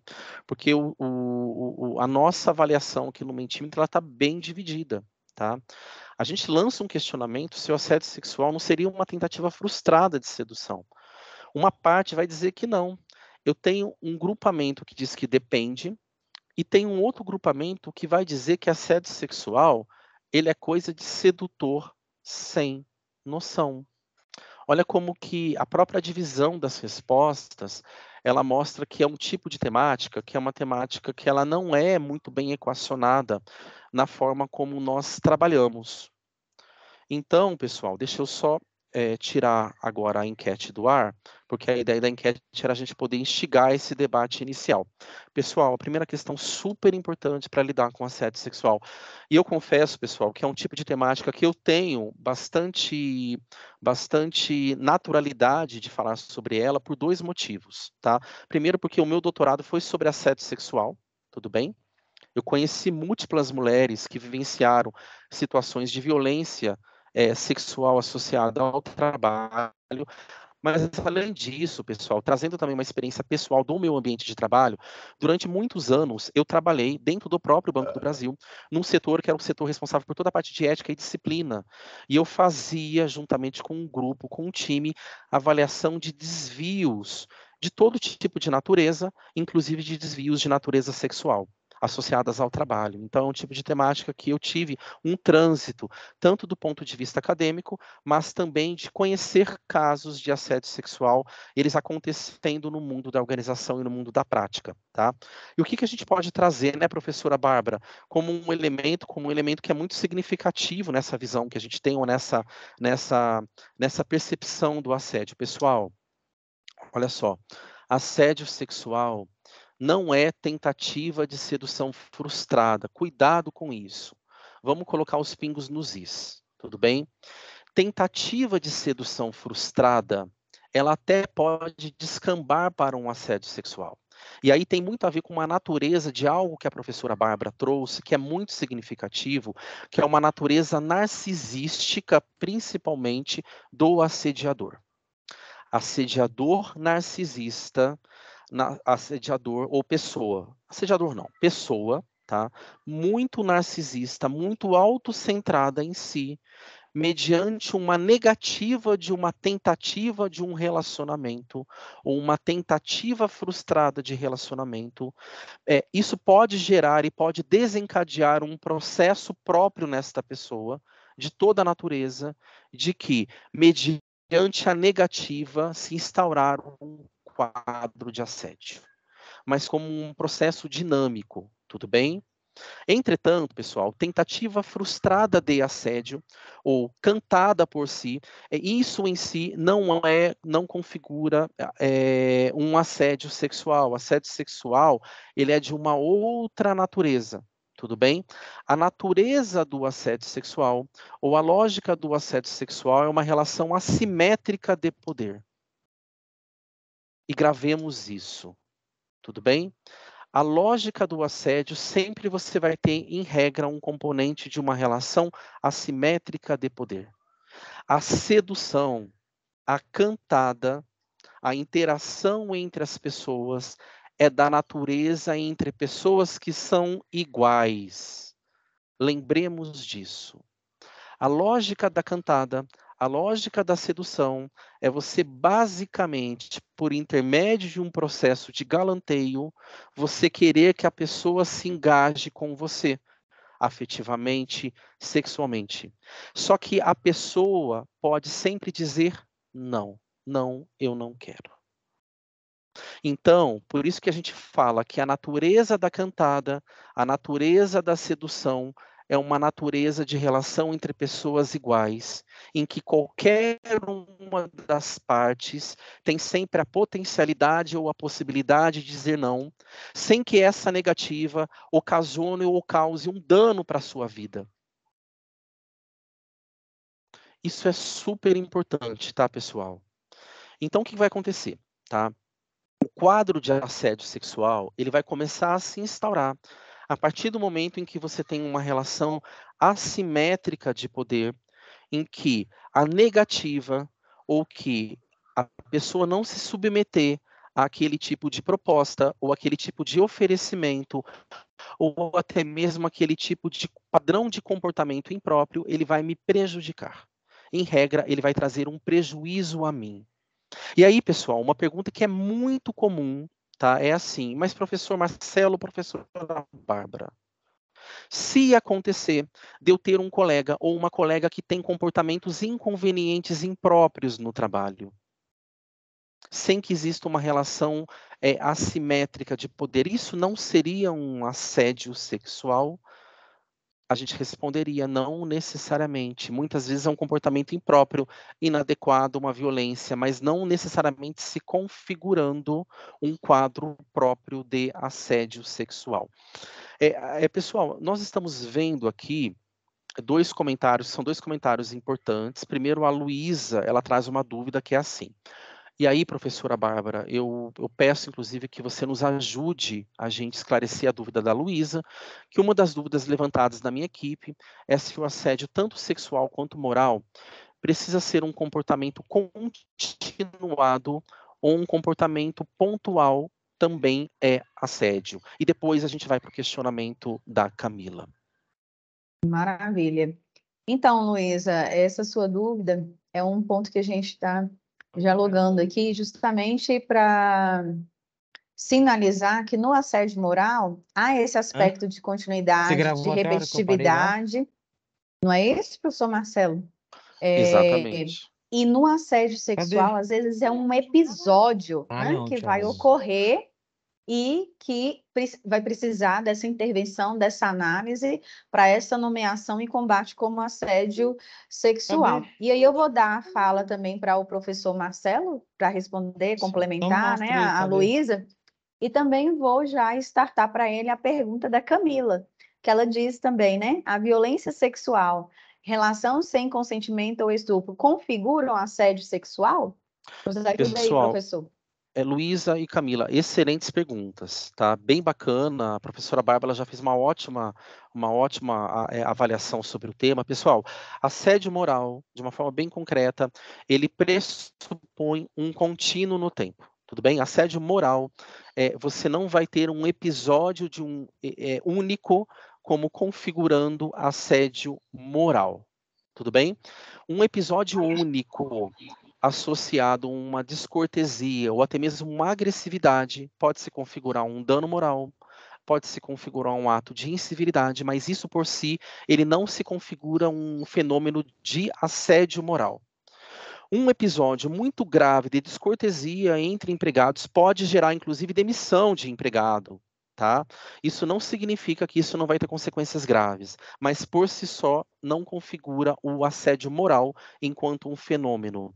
Já o assédio sexual, pessoal, ele já tem uma outra natureza, como a professora Bárbara muito bem citou.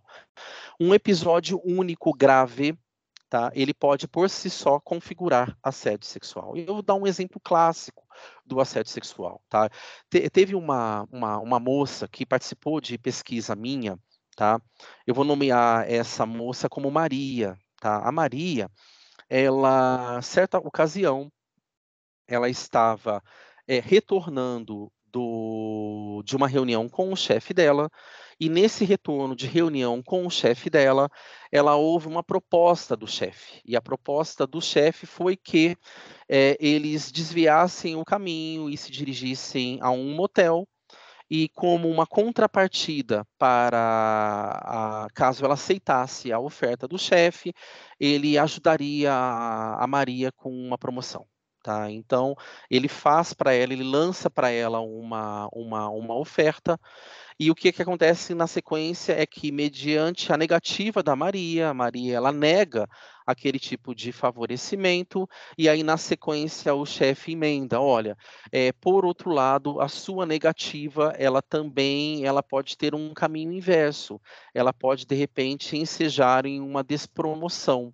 Então olha como que a oferta do chefe, ela se baseia numa relação que é uma relação entre desiguais. Maria é colocada numa situação de um dilema em que a própria manutenção ou continuidade da relação dela de emprego ou do encarreiramento dela, ele está condicionado ao aceite de manter relações sexuais com o chefe, tá? E Maria, mediante a negativa, ela tem uma consequência adversa, que é uma consequência adversa muito clara e muito bem estabelecida, que é uma penalização no trabalho. Isso aqui, gente, é um assédio que a gente chama assédio, é o assédio clássico. tá? É um assédio muito bem caracterizado. E veja que foi um episódio único, uma situação única que vai se estabelecer e que por si só vai configurar um episódio de assédio. Então, Luísa, assédio sexual, ele tem uma natureza um pouco diferenciada em relação ao assédio moral. O assédio moral, ele exige um contínuo, uma continuidade. O assédio sexual, ele vai depender muito da gravidade e da intensidade do tipo do relacionamento que vai se estabelecer.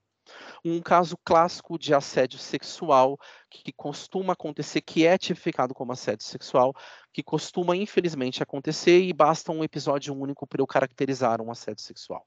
É um chefe, por exemplo, que ele se aproxima da empregada, por exemplo, numa situação de um abraço, e ele apalpa as partes íntimas dessa empregada. Tudo bem? Eu já vi situação dessa, tá, gente? Eu vi filmagem já disso, tudo bem? E não é filmagem do chefe apalpando ou simplesmente aquela mãozinha boba que você olha e fala assim: será que de repente a mão apenas não esbarrou numa relação de uma movimentação natural que as pessoas têm corporal? Não, eu vi chefe literalmente apalpando as nádegas da empregada, tudo bem? Uma situação dessa, por si só, ela é um ato único e é um ato que, por si só, pela intensidade, pela gravidade, ele é suficiente para caracterizar uma situação de um assédio sexual. E é claro, também até para te trazer uma situação interessante a respeito disso, que a própria literatura e o mundo real, ele vai exemplificar a respeito do assédio sexual, que tem a ver muito também com uma percepção subjetiva da vítima, tá, pessoal? Então a gente tem que ter muito cuidado com isso aqui que dá pano para manga no mundo real, mas vocês não sabem como que no mundo real isso gera pano para manga, a tal da percepção subjetiva da vítima, tudo bem? Porque tem circunstâncias em que a vítima ela pode entender que houve um assédio e tem circunstâncias que a vítima pode entender que não houve assédio. E eu vou citar um exemplo concreto disso para vocês, tá? Há um tempo atrás, ainda quando eu lidava com a parte de disciplina, em certa ocasião, conversando com uma amiga minha, uma pessoa de foro íntimo, tudo bem?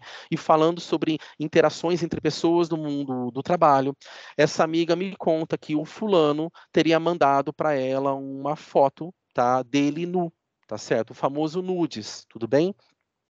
E como que essa colega ela lidou com essa situação quando um colega de trabalho manda um nudes para ela. Ela virou e falou o seguinte: olha, eu simplesmente caçoei deste colega, levei a situação numa boa e a vida seguiu. O colega ficou tão constrangido com a resposta que eu dei para ele que ele nunca mais voltou a vir com esse tipo de gracinha. E eu lancei o seguinte questionamento para a colega: e fulana, e como que você se sentiu? Você se sentiu agredida? Ela respondeu: na minha percepção individual, eu achei que o colega simplesmente foi um idiota. Tá? Então, na percepção subjetiva dela, ela conseguiu se livrar da situação, tanto que o caso ele não deu seguimento. E eu já acompanhei casos de colegas, de mulheres que vivenciaram situação parecida, se sentiram com a devida razão profundamente ofendidas com o fato de receberem uma foto de um colega nu numa circunstância totalmente descasada de um contexto em que havia espaço para esse tipo de manifestação, e essa colega ela levou a situação para a ouvidoria. Tudo bem? Então depende também muito em relação a essa questão da percepção subjetiva da vítima e como que a pessoa ela vai lidar com a situação.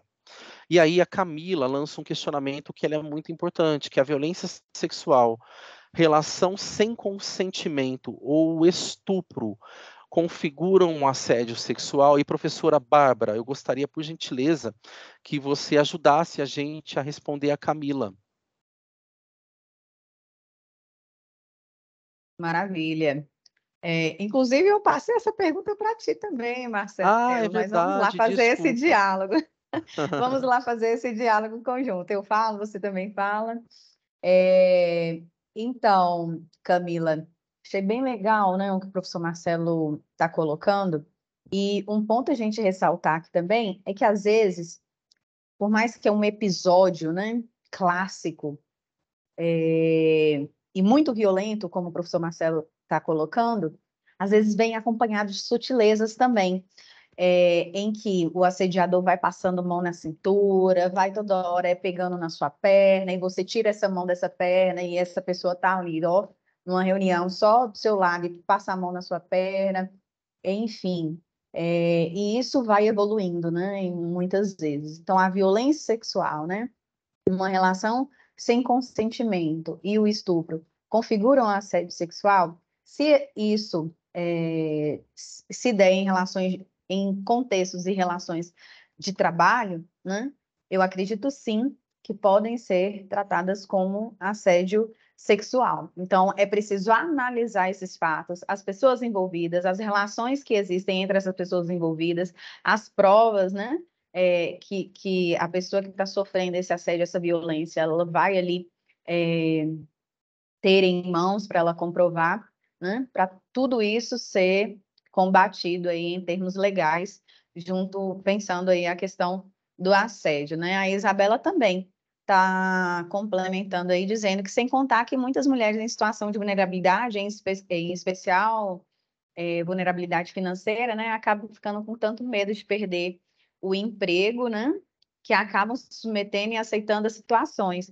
Então, isso é muito triste, né? Então, a gente não pode fechar os olhos também, Isabela, para as questões interseccionais, que são produções de desigualdade na nossa sociedade, e que vem com esse agravante aí, né, nessas opressões que vivenciamos nessas relações, né? Isso aí é não é só o recorte de gênero, né? Você está pontuando aí também que há um recorte de classe, há um recorte de raça, que tudo isso vulnerabiliza ainda mais as pessoas na nossa sociedade e que a gente não pode fechar os olhos. Inclusive, o próprio direito do trabalho também não pode fechar os olhos para essas interseções, né? Então, o professor Marcelo aí, caso queira complementar, né, o comentário aí da Camila, da Isabela, pode ficar à vontade também. E lembrando também, professor, que depois da sua fala, né, se você quiser fazer um fechamento e já abrir para um momentinho de pergunta final, nós já estamos nos aproximando desse momento final. Olá, professor. Você Oi, ouviu o que eu pessoal. Será disse que... no finalzinho? Olha, eu não vi nada, Bárbara. Eu confesso que a minha ligação ela caiu, tá? Eu tô alguns minutos, infelizmente eu perdi toda a sua fala.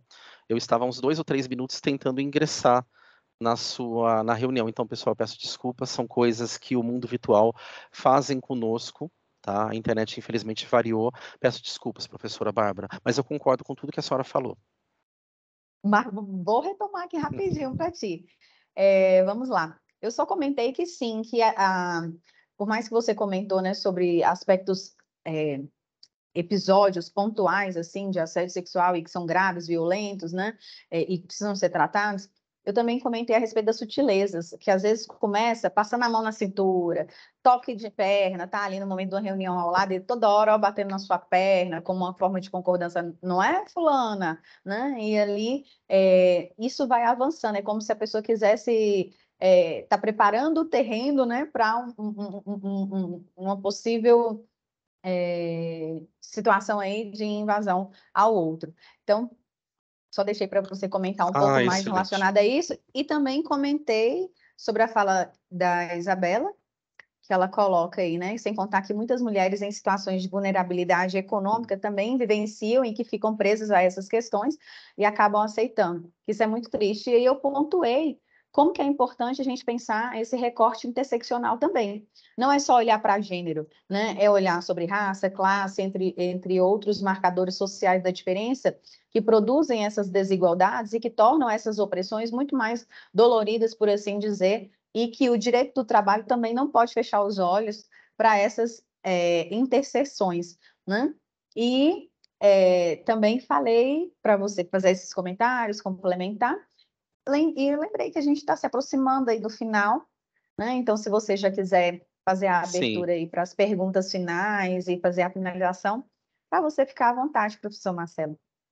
com certeza, professora Bárbara. Vou fazer um comentário bem rápido, Bárbara, porque é muito, muito realmente bacana. Viu como eu antecipei, eu já sabia que a sua fala ela traria, na verdade, uma mensagem que ela é muito significativa. Pessoal, eu queria fazer uma primeira abordagem em relação ao que a Bárbara trouxe, em relação até a um caso concreto também que eu vou trazer. Aconteceu isso há uns 13 anos, tá? Foi lá para 2009, 2010. Eu lembro que na época eu trabalhava num setor específico e eu tinha um colega de trabalho, tá? que eu sempre trabalhei muito na área de gestão de pessoas, né? Muitos anos trabalhando com gestão de pessoas, e gestão de pessoas, geralmente, a gente tem muitas mulheres, né? É muito comum ser um tipo de setor na organização em que temos muitas mulheres trabalhando, né? E em certa ocasião, estava nesse setor, era um setor grande, mais ou menos umas 40 pessoas, e um setor com muitas mulheres. E tinha um colega, pessoal, que esse colega, periodicamente, ele se aproximava das mulheres e ele era, digamos, um pouco saliente na forma como ele se relacionava com as mulheres. Então ele gostava muito da questão do toque. Só que não era um toque, era um toque muito sensualizado, era um toque muito sexualizado. Então ele gostava de pegar no cabelo das meninas, às vezes quando ele se aproximava para poder dar um beijo, não era um simples beijo de um cumprimento entre dois colegas, ele sempre procurava dar aquele beijinho mais, digamos, inconveniente, aquilo que a Bárbara citou, né? Tá numa reunião, às vezes acaba passando, roçando uma perna na outra, colocando às vezes a mão na perna da moça, nas costas da moça, enfim, um comportamento inconveniente ou inapropriado perante pessoas que não se dão a liberdade deste tipo de liberdade. E aí, pessoal, a gente traz algo que é muito significativo e é muito importante. Na relação e na interação entre amigos e pessoas que se respeitam e pessoas que têm liberdade, eventualmente você dar um beijo, você colocar a mão na cabeça, no cabelo, você tocar na pessoa, as pessoas se tocarem, isso está dentro de um contexto, de pessoas que entendem aquele contexto, respeitam aquele contexto, aceitam aquele contexto como algo que é consensual entre duas pessoas e não são duas pessoas adultas. E aí eu posso estar falando tanto de uma relação entre amigos, amigos homens, amigos mulheres, amigos homens e mulheres, não importa a relação que se estabeleça, tá? Ou como pode até mesmo, às vezes, ser uma relação de natureza mesmo afetiva, amorosa. Mas eu estou falando de relação entre iguais, de pessoas que consentem. O consentimento, ele é o componente-chave. Agora, por outro lado, nós podemos ter essa situação como do colega que eu estou citando, que ele, de uma forma muito inapropriada, ele se aproximava das moças do setor e acaba tendo um comportamento inadvertido em relação às moças do setor. Até que se chegou em determinado momento que as próprias moças levaram a situação para a chefia, e eu destaco o comportamento que, na minha visão, foi muito, muito adequado da chefia à época. Na época era uma gestora, era uma mulher, e essa gestora mulher, ela chamou este colega para conversar, e o interessante é a forma respeitosa como ela lidou com esse colega. Então ela chamou este colega para conversar, e de uma forma muito respeitosa, de uma forma muito madura, e de uma forma muito correta, ela lidou com a situação, conversando com ele, expondo sobre a necessidade que ele tinha de manter um relacionamento um pouco mais profissional com as pessoas do setor. E o colega se reposicionou. E não se gerou um conflito em decorrência desse ato, não se gerou um escalar da incivilidade em relação a esse ato. Então, o que a gente sempre traz, pessoal, é que o diálogo, ele costuma fazer e operar verdadeiros milagres. O diálogo, ele resolve muito dos problemas e das violências que a gente tem no ambiente de trabalho. Nós temos que ter a capacidade de conversar com as pessoas. A gente tem que desenvolver essa habilidade e essa maturidade para que a gente dialogue uns com os outros. Tem temas que são temas difíceis, nem todos os temas são fáceis. E quando a gente fala de relações conflitivas, essa relação, ela franca, ela se torna mais difícil. Mas é necessário que a gente comece a nos habituar e a gente comece a exercitar a capacidade de diálogo com o outro. Seja eu exercitar a capacidade de diálogo com o meu chefe, se eu tenho alguma situação de conflito, seja eu exercitar a minha capacidade de diálogo com os meus colegas, os meus pares, se eu vivencio uma situação de conflito, seja eu exercitar a minha capacidade de diálogo com os meus subordinados, se eu eventualmente vivencio uma situação de conflito. E eu queria até finalizar essa fala trazendo, pessoal, dois exemplos também, duas falas de duas moças que participaram de pesquisas comigo, duas moças que vivenciaram assédio sexual e dois assédios bem graves. Uma delas é a Maria, que eu citei anteriormente, outra ela é a Rebeca. E a Maria, gente, ela vivenciou uma situação de uma violência sexual tremenda. Ela foi vítima, inclusive, de estupro. Ela chegou a ser estuprada pelo gerente dela. Eu não vou contar a história, é uma história muito longa, mas é uma situação de um assédio, que é um assédio que ele desemboca numa situação de violência sexual. Eu só antecipo que esse gestor, que à época cometeu esse tipo de violência sexual, ele chegou a ser desligado da empresa em questão. Tá? E a informação que eu tive a respeito deste colega, inclusive, que ele estava respondendo, inclusive, um processo criminal um processo criminal e um processo na esfera civil de indenização por conta da violência que ele cometeu contra esta pessoa, a Maria. Tá? E a Maria, ela cita uma fala, gente, que é uma fala muito interessante. Ela vivencia toda uma dinâmica de assédio sexual, um assédio que começa basicamente com insinuações de cunho sexual e ele vai desembocar numa violência sexual da maior magnitude possível, que foi uma violência realmente pelo estupro, tá? E a Maria, eu lembro que eu tive com a Maria, foram episódios de múltiplas entrevistas que nós tivemos, até a Maria, ela efetivamente, ela confidenciar, ou a gente chegar no episódio da violência sexual. Isso após uma relação de confiança que se estabelece entre a gente, uma confiança que foi se estabelecendo ao longo realmente de múltiplas interações de entrevista, e uma relação muito respeitosa que se estabelece entre a gente num processo de escuta ativa. E a Maria, gente, que é a conclusão que eu quero trazer, ela falou assim: Marcelo, era só eu ter feito uma ligação. Eu perguntei assim: como assim, Maria? Ela falou assim: Marcelo, se quando o fulano começou a me molestar, eu tivesse tido naquele momento a capacidade, a serenidade e a coragem, sobretudo, de eu ter ligado para a ouvidoria, eu não teria passado por tudo aquilo que eu passei. Eu falei, mas por que, Maria? Ela falou, porque a minha história ela se encerra a partir do momento em que eu estava vivenciando um dilema. E o dilema que eu vivenciei naquele momento foi o seguinte: ou eu me mato, ou eu dou um basta a essa dor. E ela falou assim, mas eu não quero me matar, porque eu tenho família, eu tenho pessoas que eu amo, eu sou nova, eu tenho uma vida inteira pela frente. Eu quero matar a minha dor, eu não quero matar o meu corpo. E já que eu não quero matar o meu corpo, como que eu mato a minha dor? E aí diz Maria, eu mato a minha dor quando eu pego o meu telefone e eu ligo para a ouvidoria da empresa. E eu falo, socorro, me ajudem, eu estou sendo violentada. E aí ela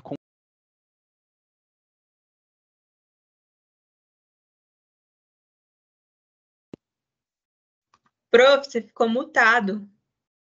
Marcelo, Oi, pessoal, ficou desculpa. mudo. Eu não sei Voltou. em que Isso, parte ótimo. eu não sei em que parte que parou, tá? Mas Quando eu você vou estava falando que continuar. ela pega o telefone. Isso, ela pega o telefone e liga para a ouvidoria e diz assim: socorro, me ajudem, porque eu estou sendo violentada. E a partir daquele momento, toda uma rede de solidariedade foi instaurada para proteger a Maria. Maria foi imediatamente retirada daquele lugar.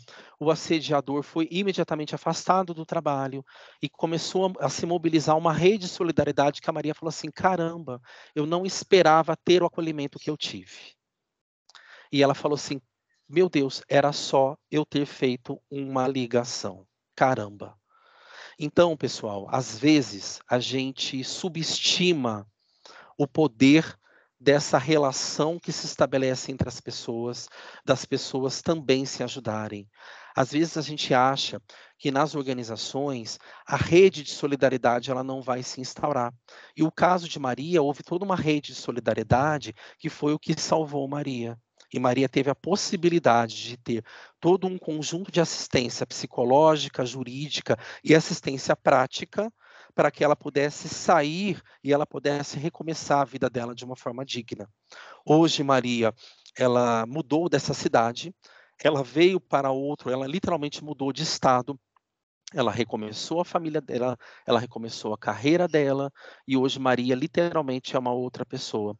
Então, pessoal, a gente traz essa mensagem, eu trago como uma mensagem final em relação, seja ao assédio moral, seja em relação ao assédio sexual, que nós tenhamos capacidade perante uma situação de violência que nós vivenciamos, que alguém que nós estamos observando está vivenciando, que nós tenhamos a capacidade também de pegar o telefone e acionar alguém, alguém que possa fazer a diferença na nossa própria vida ou na vida de outras pessoas.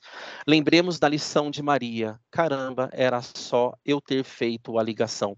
E agora, por fim mesmo, eu vou trazer uma última verbalização, que é uma verbalização também de uma moça, que é a Rebeca. A Rebeca também passou por um processo de assédio sexual bastante violento, e ela encerra o processo de entrevista comigo, quando ela literalmente confronta o assediador que a assediava, e ela vira para esse assediador e fala assim: você está me assediando? E quando ela questiona esse assediador do processo que ela estava vivenciando, ela fala assim: foi a minha libertação. Porque a partir do momento que eu tive coragem de olhar no olho de fulano e dizer: você está me assediando, eu tive coragem também de pegar o telefone e eu acionar os canais de denúncia da empresa. E a partir daquele momento eu comecei a me libertar da situação de assédio que eu vivenciei. Então, pessoal, eu queria muito agradecer essa oportunidade de interagir com vocês. Fica essa mensagem final, na verdade, da minha parte, enquanto uma oportunidade que a gente sempre tem de fazer das organizações um espaço em que nós possamos interagir de uma forma saudável entre a gente, que nós possamos vivenciar os conflitos, mas vivenciar os conflitos de uma forma respeitosa, no sentido de que, perante as situações de violência ou situações adversas, nós possamos conversar uns com os outros, ou numa situação de violência, a gente possa sempre ter a coragem de acionar os canais da organização, os canais da empresa, para que a empresa ela possa também lidar perante a situação de uma forma adequada. Professora Bárbara, agora eu passo para você fazer as suas considerações finais. Maravilha, Marcelo, muito obrigada. Gostei muito, né, do seu fechamento e só queria deixar como consideração final aqui justamente o convite que eu fiz ao longo da minha fala, né, no nosso diálogo aqui, que vamos combater as práticas de silenciamento, né, e não nos calarmos perante as violências, sejam elas sutis, psicológicas, físicas, simbólicas, né, que ocorrem no contexto das organizações. Então, nós precisamos de unir forças, né, e sermos aliados, aliadas nessa luta de combate ao assédio moral e sexual no contexto das organizações, em qualquer posição que a gente esteja ocupando dentro de uma relação de trabalho, certo? E teve um aluno, uma pessoa que está participando com a gente, foi a Luísa, ela perguntou no chat se a gente tem algum autor, norma, modelo, doutrina, algo para a gente indicar sobre o tema. E aí, professor, eu coloquei, né, o livro da Irigoyen, um artigo muito legal da Maria Esther de Freitas, como indicativo, e coloquei aqui também, né, tanto a sua dissertação quanto a sua tese, para as pessoas terem acesso, né, a essa leitura, a todo o trabalho que você desenvolveu e que conta com todos esses relatos, né, que você coletou no momento da sua dedicação aí ao mestrado e ao doutorado. E aí, se você tiver mais algum material para complementar e quiser também colocar os seus contatos aqui no chat, eu vou fazer isso também colocando os meus. Excelente, pessoal. A professora Bárbara compartilhou, na verdade, duas leituras que eu também super indico, porque é uma linguagem muito simples, uma linguagem não acadêmica, mas que dá uma noção muito boa do contexto, tanto do assédio moral, no caso da professora Maria França Goian, e no caso da professora Maria Esther de Freitas, o assédio sexual, tá? A professora Maria Esther de Freitas, ela escreveu esse artigo em 2001, é um artigo maravilhoso, vale super a pena ser lido. É uma linguagem muito simples que ela escreve, uma linguagem muito direta, e é um artigo que, embora ele tenha 22 anos, é um artigo extremamente atual, para que a gente possa compreender um pouquinho mais sobre a natureza do assédio sexual. Pessoal, faço minhas palavras à professora Bárbara, vou colocar também aqui o meu contato. Se alguém eventualmente quiser conversar conosco depois de uma forma mais específica, nos colocamos, né, professora Bárbara, à integral disposição, tá? Por e-mail, enfim, hoje a gente tem os canais virtuais, facilita-se muito, tá? E nós desejamos, por fim, pessoal, uma excelente tarde para todos nós, e vamos interagindo, seja nos nossos encontros organizacionais ou nos nossos encontros acadêmicos. Então, pessoal, uma boa tarde para todo mundo. Pessoal, só antes de finalizar, só queria dar um último recadinho, que é, finalizamos nossa palestra, agradecemos bastante a palestrante, a Bárbara e o Marcelo, pela participação na 11ª CADM, informamos que as declarações serão enviadas por e-mail, também serão disponíveis nos ingressos do Simpla, em até 24 horas, para aqueles que participaram, 75% do workshop. Também lembramos que mais tarde teremos mais atividades da CADM, e relembrando da nossa campanha Solidariedade, estamos aceitando doações de roupa, de alimentos não perecíveis. As doações podem ser entregues à comissão organizadora, no Auditório Verde da Face, ou nos nossos pontos de coleta. Ficaremos muito gratos com a campanha. Agradecemos aos nossos patrocinadores, Fazenda e Mercado Malunga, Dex Company, Caricari Alimentos, Eventos, Locações, Mobiliária para Eventos e Patrícia Guia Fotografias. Muito obrigada, gente, pela participação de cada um. A palestra foi muito boa. Agradecemos demais o convite, a organização de vocês, o acolhimento. O diálogo é sempre muito produtivo com o professor Marcelo. Eu sempre aprendo muito, então eu tenho muito que agradecer. E agradecer também a interação de vocês durante toda a nossa proposta, nossa dinâmica, né? Também pelo chat. Nós estamos à disposição, né? O diálogo não acaba aqui, ele está só apenas começando, né? Muito obrigada. Até mais, pessoal. Uma boa tarde. Até mais. Tchau, tchau. Boa tarde.